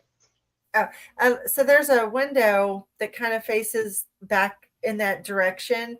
And we've had some weird things with that window too. We've seen lights like come and go all the way down the length of the window, Mhm. just like a single light, like a green light, and it'll come down and it'll come all the way down the window. We've got some things like that. And we've had a lot of like, I'm kind of on the fence on orbs. I have to see it before I would decide if I think it's an orb. I do Mhm. think there's a lot of dust and there's bugs and there's things like that. But we've had some weird, what I would consider some strange orb activity at that window also. We have a security camera up on the second floor that kind of looks down over the whole church area, and it's right by that window. And we get a lot of like motion activated triggers on that, but then there's nothing on the camera. So there's something with that window, and I think it is to something outside. There, when you look at it, you have to take a still photograph. If you take a whole bunch of still photographs, like 3 in a row, you will find something. Sometimes you'll find a bear. Sometimes you'll find a wolf. Sometimes you'll find an eagle spirit. Oh. Like because they all belong to native wolves. Wolves are part of they protect eagles. soar from the sky, and they also protect. And bears, if you see a spirit bear, that means that they have strength and power. So you'll see those three things: eagle, Oh, wow. wolves, or bears. Yeah, and you'll see that too. So yeah, you'll see a lot of those things on a Native American land. The spirits, and they all protect the land, and they're all part of the land. Yeah. So We if you hear take, whistling out there a lot too. We'll hear yeah, whistling, yeah. and that'll be inside and outside the church. So if you take complete still photographs outside, especially in that with that window area, you'll find that you might find something interesting. Oh, Or I'll you, try Irene, that. you don't want to scare her. No, I'm not scaring her.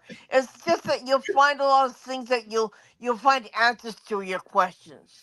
I Yeah, mean, I don't think that. Oh, go ahead. you would. I mean, you would definitely take. Have you done that before? Have you took photos of anything outside your property?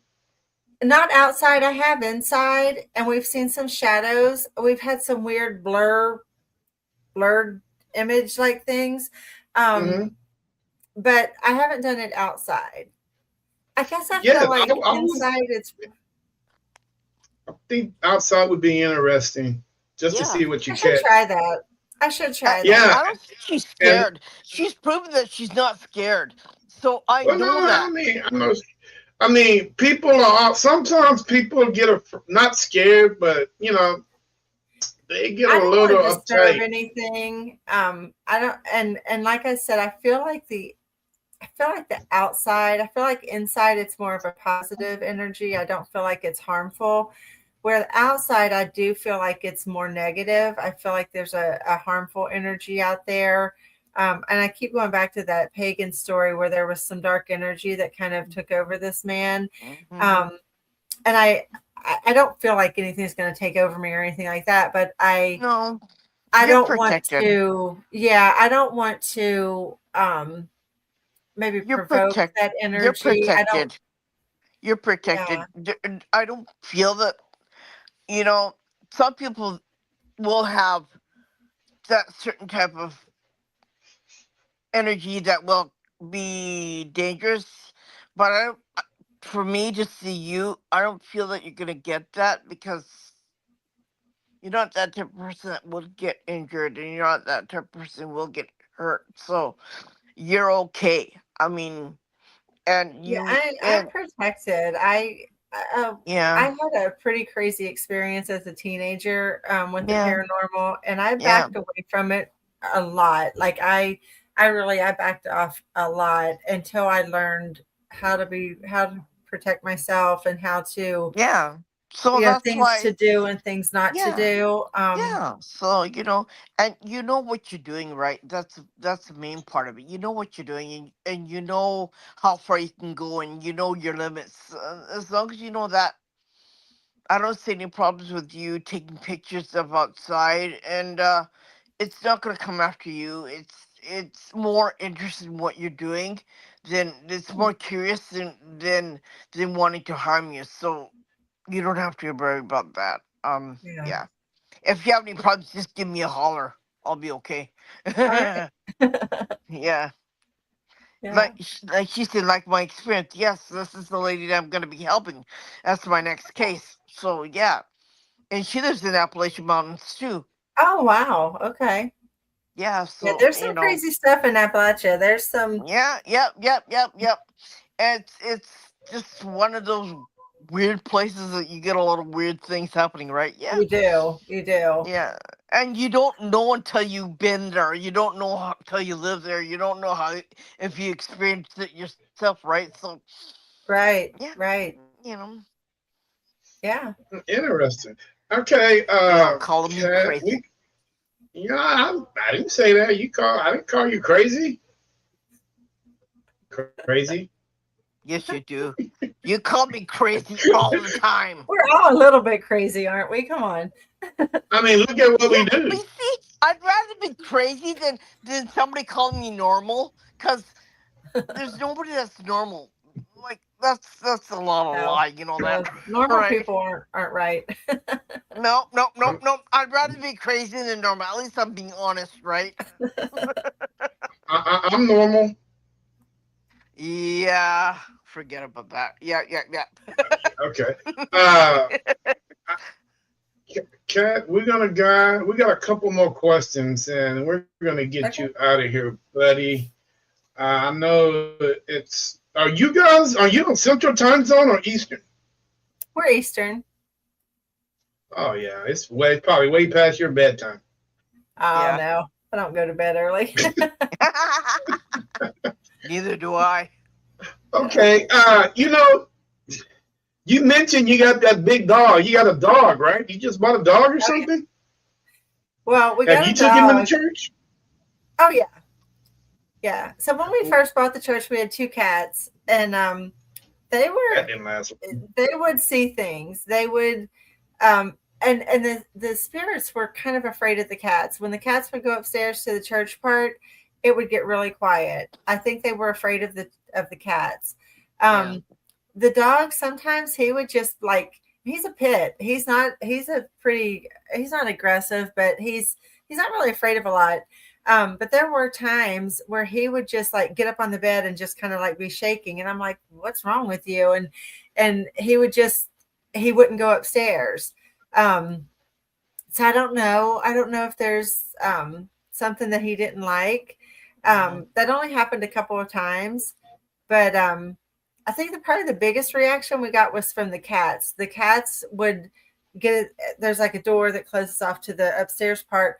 And sometimes they would just sit and like scratch at that door, and they would want upstairs. And it would get really quiet for a couple of days after the cats were up there.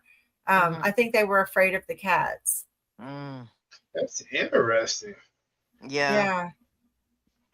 Because Wow. cats see a lot of things, right? Dogs Yeah. too, but cats are really ultra sensitive. Like their main focus is my humble home. I'm used to this, and this, and they have their own lists and they have their own quirks, right? But Yeah. when you take them out of their comfort area, they just go absolutely different, right? Yeah. Yeah. Yeah, And can't. Well, their if you ever eyes get a go different. chance, Their eyes go different. yeah. Their hair in their back stands up, and their tail looks like a skunk.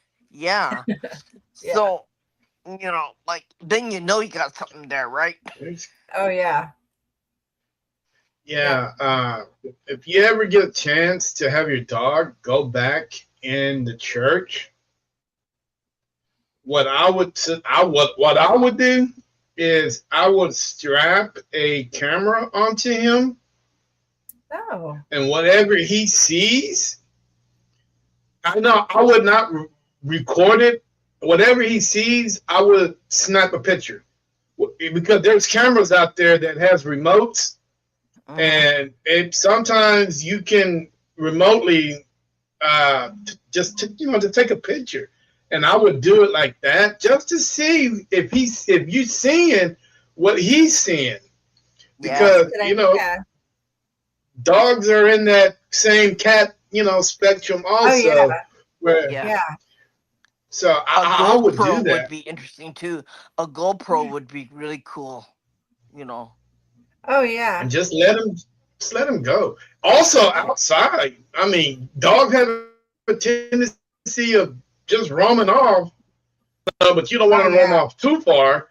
But No. strap that thing onto him, and whatever he's sniffing and whatever he sees, take a picture. Whatever he's digging, take a picture. Yeah. Yeah.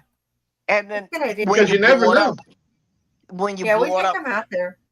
when you blow it up, you will find something different. Yeah. Yeah, we take them I'm out not pretty gonna often because we're in the I'm not city gonna now, say so they scary. can't I'm really gonna say run. different. It's different from the scenery that you're used to seeing, because Yeah. still pictures really show what's not there. Like Oh from yeah. I mean, Yeah, and a lot of times they would hear things even before we would. We would, the dog would jump up and his ears would, perk up, and then we would hear the walking, or the cats would run up to the stairs and think that, you know, scratch on the door, and then we would hear the shuffling, or we would see the shadows and things like that. So yeah, the animals, I really do think they hone in on a lot more than we Oh do. yeah, and their ears are way more sensitive than ours. That's why we got the dogs. So. Yeah, they have better sensory perception than what we do, right? So yeah, Right? I think we become more dense as we get older, and you know, children and pets, like, they see a heck of a lot more than what we do. Yeah. 'Cause, you know, we kind of like block things out. Yeah. but they don't, you know, which I think is really cool. You know. Yeah. It's just a different way of looking at things, and different way of seeing things. And if you have like you know, those indoor outdoors cameras that attach to a tree. Oh yeah, like the trail cams. Yeah, those would be cool to be outside, just in one area, just taking pictures. They take still pictures of everything, right? Yeah.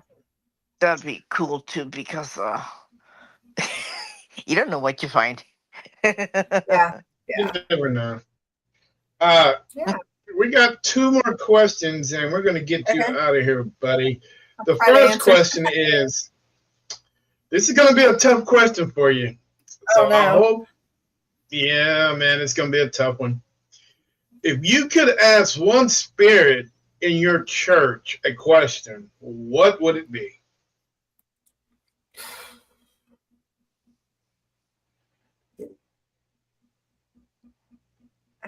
I would probably ask if there are bodies buried somewhere. Wow, that's a rabbit hole if you asked him that. Yeah. Because we've got some suspicions, so I would want to know. If they knew, I would ask that. And if they said yes, what would you do? Would you call the cops at that point, or what would you do? I mean, I guess it would depend on what they knew, and if it was something related to this guy that I've been talking about, I would probably want to pursue that a little more. If it was 100 years ago, I mean, what can you do about that? I would be curious. I would be curious to know more about who it was, and if their energy is at the church, and if they're haunting, and what the situation was.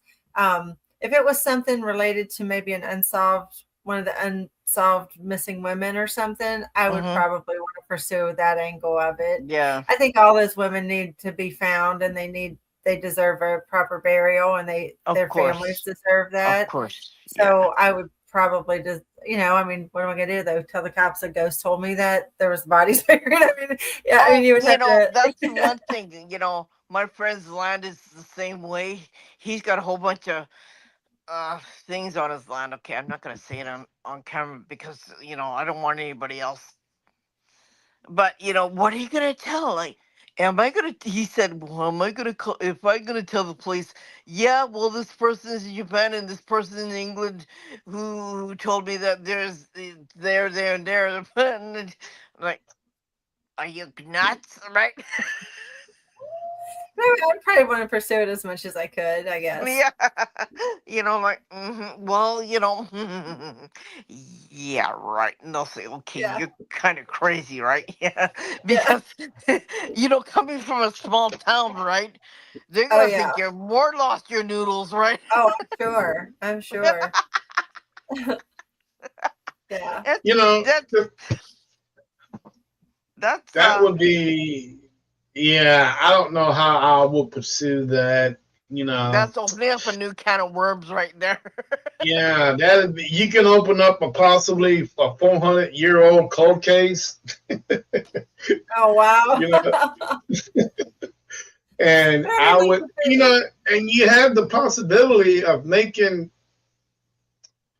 certain spirits even more angrier because they have to come in and just totally mess the place up to figure out if there are even more bodies. And I don't know how they felt. And I don't know how they felt when you started remodeling. Did you get some because spirits usually don't like to change things. So how did you convince them to say, hey, it's okay, we're going to remodel this place for the better for you guys? Were they objective to it, or were they open-minded and said, okay, go ahead and do what you got to do? I think I didn't notice a difference in the energy and the activity. I started talking to him as soon as we got there, and I told him what we were going to do, why we were doing it, and that I just kept telling them they can stay, and that no one's going to hurt them, no one's going to make them leave, that they can stay no matter what we do to the place. They will always have a place there that they can always stay.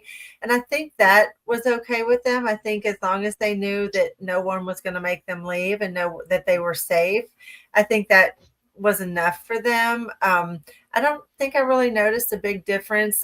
Now, obviously, when things are happening and it's noisy and maybe there's a wall here that wasn't there before, they get a little anxious, and you could tell a slight difference in activity, but nothing like I thought they were upset about it or anything like that, because I feel like I've explained to them as much as I can why we're doing it. And that if we're not doing this, someone's going to buy this building and tear it down, because that's what people do around there. So I think maybe they trust me. I think they appreciate that we've talked to them and kind of made them feel included in the decisions that we've made, or at least aware of the decisions, and that they don't feel like we're just coming in and just taking over and making all these changes and not considering them at all. So I think that was enough to kind of keep them happy, that that they know they always have a place there. I think that's probably what they're more concerned about, is something going to happen that's going to make us not be safe, or that we're going to have to leave. And as long as they know that, I feel like they're pretty happy. Interesting. Not knowing, two more questions, not knowing the actual count of individuals that are there, do you have in your mind a precise number, what you think that are there? I mean, for the most part, I don't think it's a lot. I don't think it's 50 or anything like that. I think there's a couple of child spirits. I think there's a little girl and a little boy. There's clearly at least one woman, possibly three. And then now there's this kind of a male energy that I think maybe came with my Bobby Mackey stuff. And then that's inside the church. Now, outside, I think it's a different story. I think there's several male energies outside the church. But some people have said that they've heard they were downstairs and they would do a Saturday night investigation. And Sunday morning, they said that they heard what they believed to be like a church service going on upstairs. So that would make me think there's more people. But I don't know that I've experienced that. I think it's more, probably less than 10. Even if it's that high inside the church. There's a couple kids, 1 to 3 women, and then there's this male energy that is probably a little more aggressive, not necessarily mean or negative, just more aggressive. I would say, would you say a little territorial? Would you say that he's in his space? I don't think so. I don't think he was original. I think he came with something else. I really think he came with that Bobby Mackey stuff I brought in. And I think just the nature of where he was before, he had to be more aggressive. It was kind of a rough place back in its day. So I feel like maybe he's more maybe territorial, or maybe wants to be in charge, I feel like the women and children are from a time when women and children didn't really have a voice. So they're more timid, and they're more subtle, and they're more not as in your face. A lot of times people won't be getting any activity, and they'll just kind of sit back, and they'll stop trying to communicate. They'll stop trying to engage. And then they'll start seeing things out of the corner of their eyes, or they'll start seeing things or hearing movement. And that's where I feel like they're more timid, or they're not used to being seen and heard. So they think they're not being seen and heard, so they come out more. But you had an era where children were sick, they died really easily. You had the fevers, you had the yellow fever, you had the scarlet fever, you had everything else. And then Was this your because it first one? was in the middle of nowhere, you have accidents outside, right? Mhm. You had drownings, you had farm accidents, you had everything, like anything goes at that time. So you Mhm. find that there was a lot of funerals for that too, and no one's safe Okay. when you're out in the middle of nowhere, and you doctors are really scarce to find because the next hospital will be way far away, Oh yeah. or the next me- medical doctor that would come to your house to help you. Like they would take forever to get there, right? Right. So you're looking at someplace that you could even dream or even think about it, but it is like that back then, and it was like that back then, and you can't have that mind that you have now that when you have back then, right? So Right.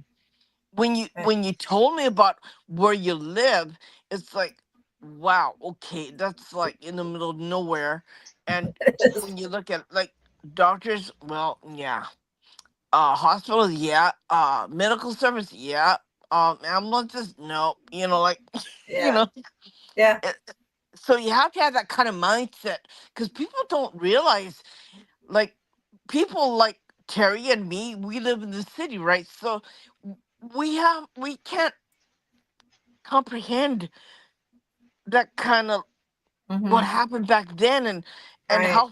how hard it was to get help, or even if you're pregnant, if you had complications.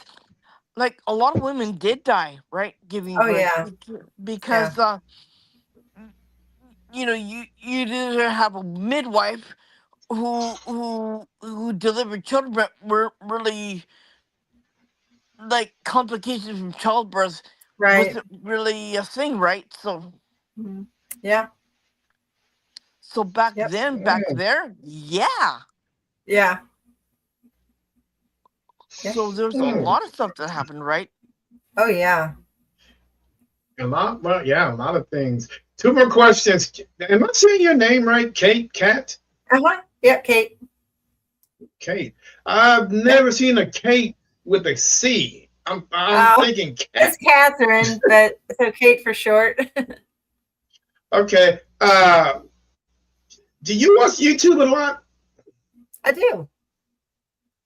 What do you think about this influx? And I've been catching up on this. What do you think about this big influx of kids coming out stating that they have been reincarnated? It's an amazing stories. I don't know if I've seen a lot of that. I do believe in reincarnation. I believe that it can happen. I think if there's a big influx of it and there's a lot of it happening right now, I believe it's probably people jumping on a bandwagon because they want the attention. But I do believe it can happen. I don't know that. I mean, I don't know if you guys. I mean, I've felt like I'm not saying I know I'm reincarnated, but like everyone's had those deja vu type moments or something where things have happened and you feel like that's happened before. Or I had a psychic lady one time tell me that because I cannot watch war movies. I just can't do it. I can't do it. Um, and she told me that I was probably killed in a war at some point. So I do Yeah. think it happens. But and I don't think it's as common, or I don't think people remember as much as maybe they're saying they do. I think maybe they're Mhm. being influenced just like other. I think a lot of things that become trends, people are influenced either by their parents or their friends, or they're getting attention, so they embellish the story a little bit more. Kids do that. So, but I do think it does happen. And I do think there are some legit cases of it where people do remember. Um, I know I saw something one time where a little boy talked about, I don't know what it was now, it was something he could have possibly never known. Mhm. So I do believe there are cases that it's true, but if it's every fifth kid you see is saying it. I think it's probably more of an attention. They've seen something and they've heard something and they've caught on to something. And maybe with, like you said, with YouTube and people self-promoting and things like that, maybe there's some influence from the parents even pushing that or kind of egging that on. I think that happens a lot and kids get sucked up in it, and maybe that's not the best thing for them. Yeah, I mean, it has gotten crazy, but some of these stories, and like you say, the parents may have a little, something to say about that. But some of these stories are really amazing. And I do think it's true. And I'm not saying that all of them would be, like that, the influence of someone else or them hearing a story. I mean, kids are raised on YouTube or whatever on screens now. So they see a lot of things that probably we didn't see when we were growing up, or that, so I think they're influenced a lot.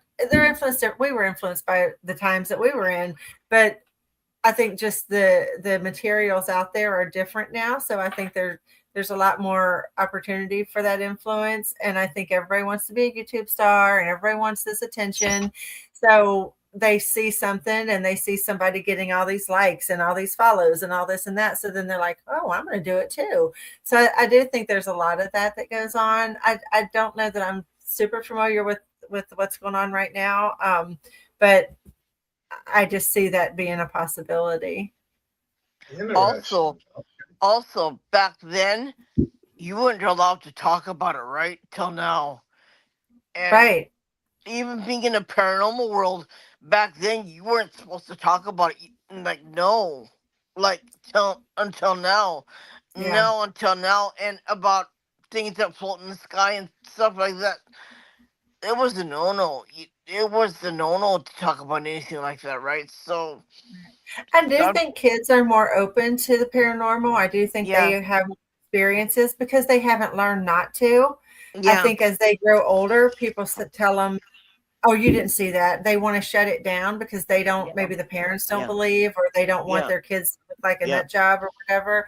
But I do think that kids are more susceptible. I also believe that people that are have some mental deficiencies or some disabilities, I feel like they have an insight. They have a different eye for that kind of thing. Yeah. The lady I was telling you from Indiana Paranormal Society that comes to the church pretty often, her cousin is handicapped and he loves coming to the church. And I'm telling you, that church lights up when he comes in because he has that, there's some link there. I don't know what it is, but there's a link between disabled and I believe that. I think maybe where they're deficient in one way, they have an advancement in another. It's just our brains are different. Our brains work differently. And I think they have this different link, a different level of communication or something like that I've seen it. I've seen it myself. When he comes to the church, that church lights up. It's a whole different thing. So, and maybe it's because he is a little bit childlike.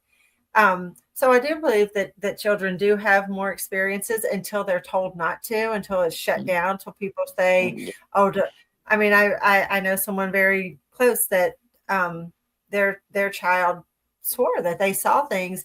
The mom was so upset, so against it. She took him and had him put on medication because she was so against him seeing something that she didn't want to believe. So I think that's sad. I think that's really bad because he could have really developed something really cool for himself. And that's how children were placed in insane asylums, because they saw things or they felt things or they have this other perception that parents said, no, you're not going to fit in that. You're not right. You're round pegging. You're not going to fit into my square hole. Or they were extremely religious, and if you believed in something like what we do, you're seeing the devil. You're the devil, right? Or you're a devil worshiper, right? And so right. It's pretty sad because a lot of children have that development either from one of their ancestors brought it home, uh, they have the same trait, was their ancestors dead, and their ancestors probably saw something, and so it was handed down to the children. Like all my children have that gift too, and one of them hates it, the other two embraces it. So Yeah. it's really sad when your child has that and your parent, you don't really understand it, right? So you're Right. putting your kids on medication because you think they're crazy, but they're Right. really not, right? They're sensitive. Right. Yeah. I 100% believe he was seeing what he said he believed, and Mama Yeah. didn't want any part of it. And the poor kid, like Hmm. but you can't do anything about it, right? Because What are you gonna do? No, you can't do nope, anything about it. nope, nope, nope. So, And yeah. Oh, except him, all right. you can't Well, say we're going on 2 hours, guys. Oh One more wow, that went question, Kat. fast. Yeah, that's good. It's rolling. Good conversation. yeah. You Yeah. know, Kat, is this your first podcast? No, I've done a few. Okay. Yeah. Okay. I was wondering, like, it might be okay. I was like, wow, you're doing good for your first podcast. I wasn't sure this was your first Yeah. podcast. Oh, I haven't done many. I've done a few, but not many.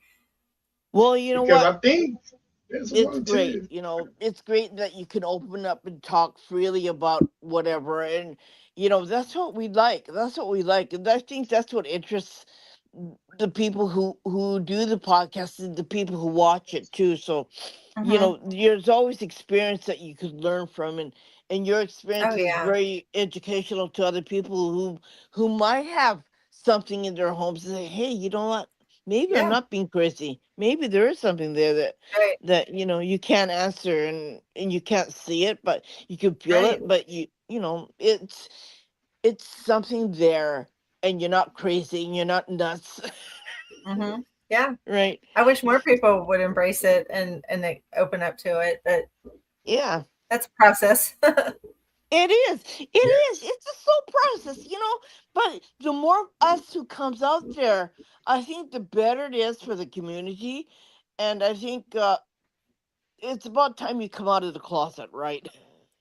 Or like my husband, he never believed his whole life. He never believed. He was sort of open to it, but he needed that proof. He wanted something to really happen that he could not explain in any other way.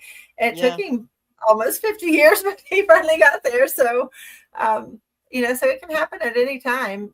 Just But because I you don't believe bet you, today won't mean you won't I believe bet you tomorrow. because of where he was, there's a lot of spooky things that happen on military bases. You know that?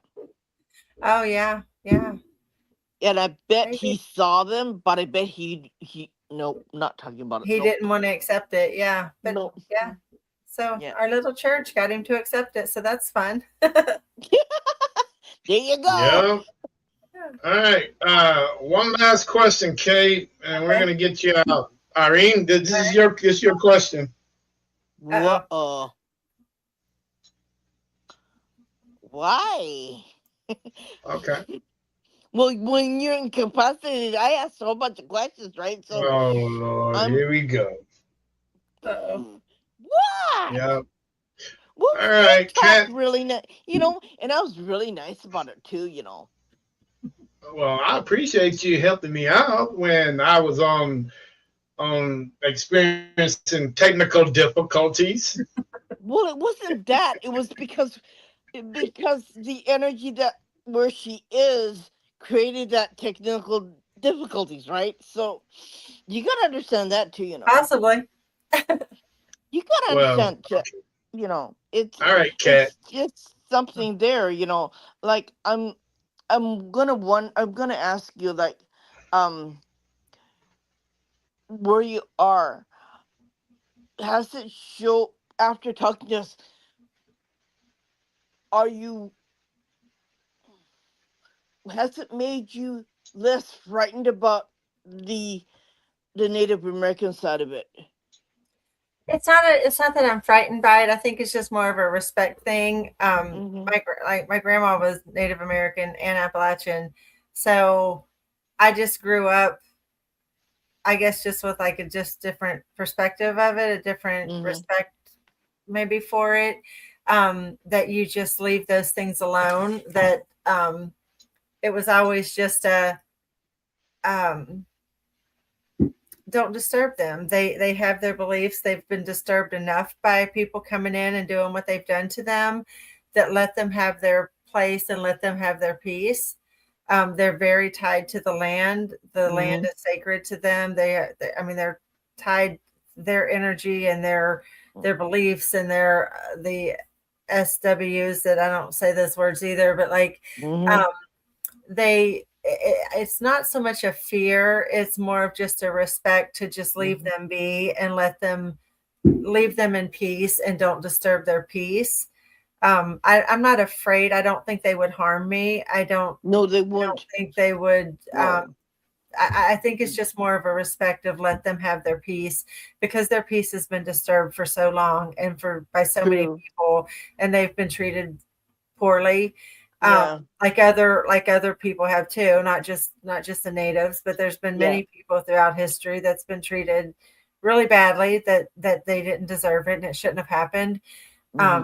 So it's not a fear, it's more of a respect thing for me, that I leave that alone. I don't want to be a part of disrupting their peace. I don't think you would disrupt it. I think it would create more harmony. I mean, if they wanted to communicate and they wanted to connect with me, that would be one thing.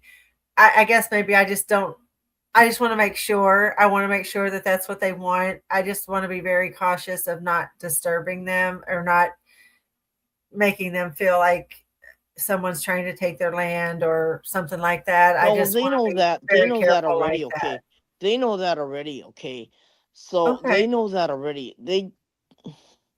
Sometimes when they play drums, sometimes when they sing, sometimes it's a way of reaching out. It's a way of communicating to you too. So, yeah, it could be that. I mean, bring out chocolates in a peace pipe or stogie. I'll do the next time. make it. It'll even make it better. It'll make you even make it better. It'll even make it better. And sometimes water does that too, because sometimes they get thirsty. Like spirits get thirsty, if you don't know that. Yeah. But sometimes they get you know what a peace pipe is, right? I do know what the peace pipe is. It's not what you think. Terry, no! It's tobacco, like regular tobacco. It could be. I just had to ask. I mean, we were all young in our days. I mean, we all smoked a little ganja when we were growing up. So, we all, peace pipe, ain't nothing wrong. I mean, there's some that's doing it more than others, but I only smoked it once in high school. And you didn't inhale? I only did it once in high school. Huh? I never done it. And you didn't inhale? What? I don't even know if I did or not. I didn't know what the hell I was doing. It would just pass to me. Here, smoke this. I'm like, what the hell is that? You didn't know. You were innocent. It is what it is. I mean, oh gosh, it happens to everybody. Teach Terry a thing or two. Oh gosh. Even though that all of our neighboring states in Indiana are, the peace pipe is legal, it is not legal in Indiana. So no, it isn't. It isn't. It's not. No, you have to go elsewhere to buy it. In order to, and you have to bring it across the border, across states to do it. Yeah, because there's no dispensary in Indiana where you can buy anything. I know. It's not. It's illegal here in Texas too. Oh, I bet. It's totally illegal here in this country. If you get that, you're arrested because it's #1 controlled substance, right? Yeah. Oh wow. Yeah, like Paul McCartney. Yeah, he got booted from carrying whatever, yeah, wow. He got booted out of the country. Yeah, so that's why he didn't come back for a long time ago. All right, Kat, where would you like to go on your paranormal bucket list? Anywhere in the world or outside of the world? Oh wow. I would want to go somewhere, like I say the church is 155 years old, which to us that's pretty old. But to other places, European countries, that's nothing. That's like, I would like to go to a place that's like, hundreds or thousands of years old. I can't think of a particular spot. But I think if I could go anywhere, I would want to find a location that's, with this really deep history, thousands of years old, or something that's more, just to see the difference of over time. Our buildings aren't that old here, and the activity that we have, and I believe our energy at the church is over 100 years old. But I would like to see what happens through time, where people have lived through more things, or people have had more experiences, just to see the difference of the energies of something 100 years old versus hundreds of years old. Yeah. Interesting. Only place I know would be ancient Egypt. Yeah. Oh, that might be too old. That'd be cool though. The pyramids. Oh my gosh, could you imagine? Yeah. Or one other place would be Nagasaki, because that was the first place where they had the Christians come to Japan from the Portuguese.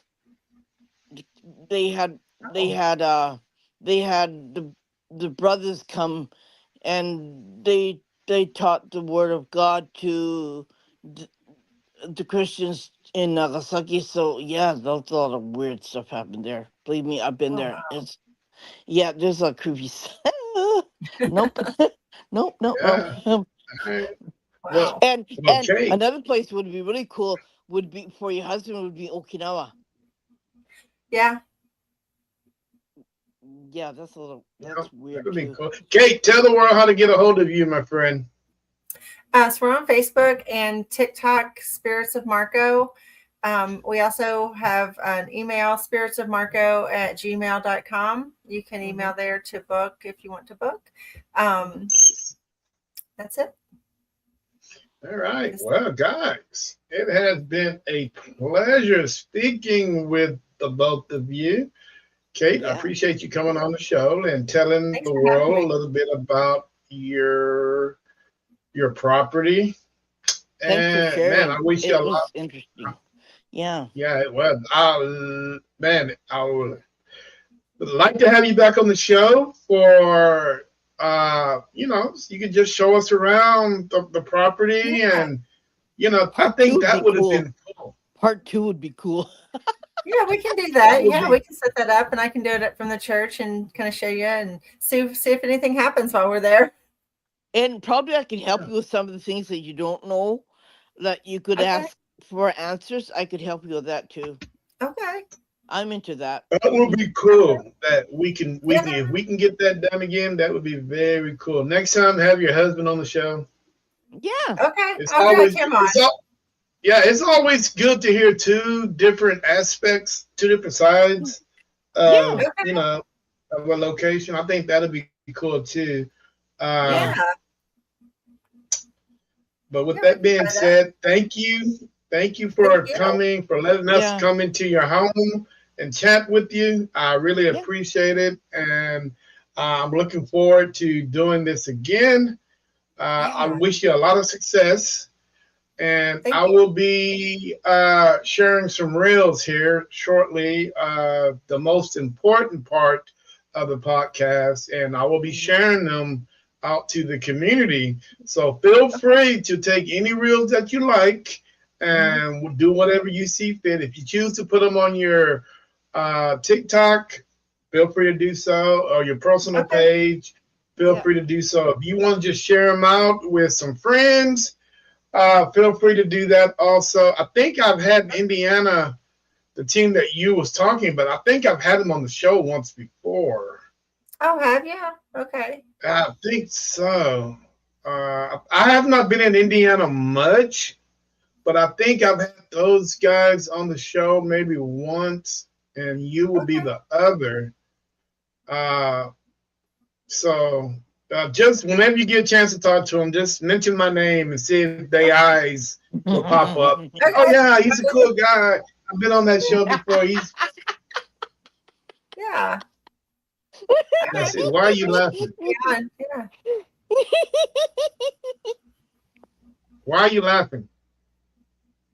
I am a cool guy. Well, she Man, thought okay. that was funny. Yeah, she did. She thought, He I gets guess into I'm not a trouble cool all the guy. time too. He's a cool guy who always gets into trouble. I don't get into trouble. Have I got into trouble on this podcast? Nope. Oh, Have I ever? No, Couple no, times you have. no. But anyway, Kate, enjoy the rest of your Sunday, and I hope to hear you. from you soon. Yeah. yeah. Just Tell tell all your friends I said hello, living All and right. non-living, yes. and We'll definitely do it from the Uh, church. I should have thought about that. Yeah. yeah, You that can is talk to him cool. too. And Yeah. have fun. We'll definitely do have another fun one. out there. Have fun All out right. there, you know. Well, thank you for your time, and I appreciate Yeah. it. And you enjoy the rest of your evening, guys. Hey, this is Terry and Thanks. Irene with Yes, this is Terry and Irene with NSPS TV Paranormal Podcast with another successful show, guys. Make sure you go hit that like, share, subscribe, whatever platform you're on. Go to this young lady, Spirits of Marco, and let's Yeah. show her and let's give her all the support that we can give her. Yeah. You know, and if you just want to say hello, just say hello. Yeah. And hopefully we will see her soon. In the meantime, peace. Kate, don't forget that peace pipe. All right. Thank you. Harry. All right, guys. Have a good weekend. I'll see you here in a little bit. Irene, stay on so I can yell at you. How do I get out of here? I don't even know how to get out. Just hit the end button.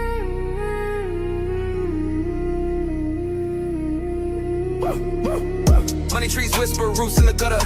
From the block where the rain don't shudder. Brick walls talk, they know my stutter. Every crack's a scar from a brother's mutter. Hands stained green, never touch a rose. Chasing gold till the story unfolds. Past so cold where the frost still grows. Feet on fire, but the soul's on froze. Grind till dawn, till the world go numb. Heartbeats pound like a war drum. Stack that bread till the crumbs won't come. Grind till dawn, no rest, just run. Shadowboxing ghosts of a younger me. Vision blurred, but the hustle's HD. Chain so heavy, pull the ties from the sea. But the weight of regret still crushing me. Clock hands tick like a bomb in the room. Every second wasted is a trip to the tomb. Sweat pours, rivers running perfume. No silver spoon, just dark and fumes. Grind till dawn.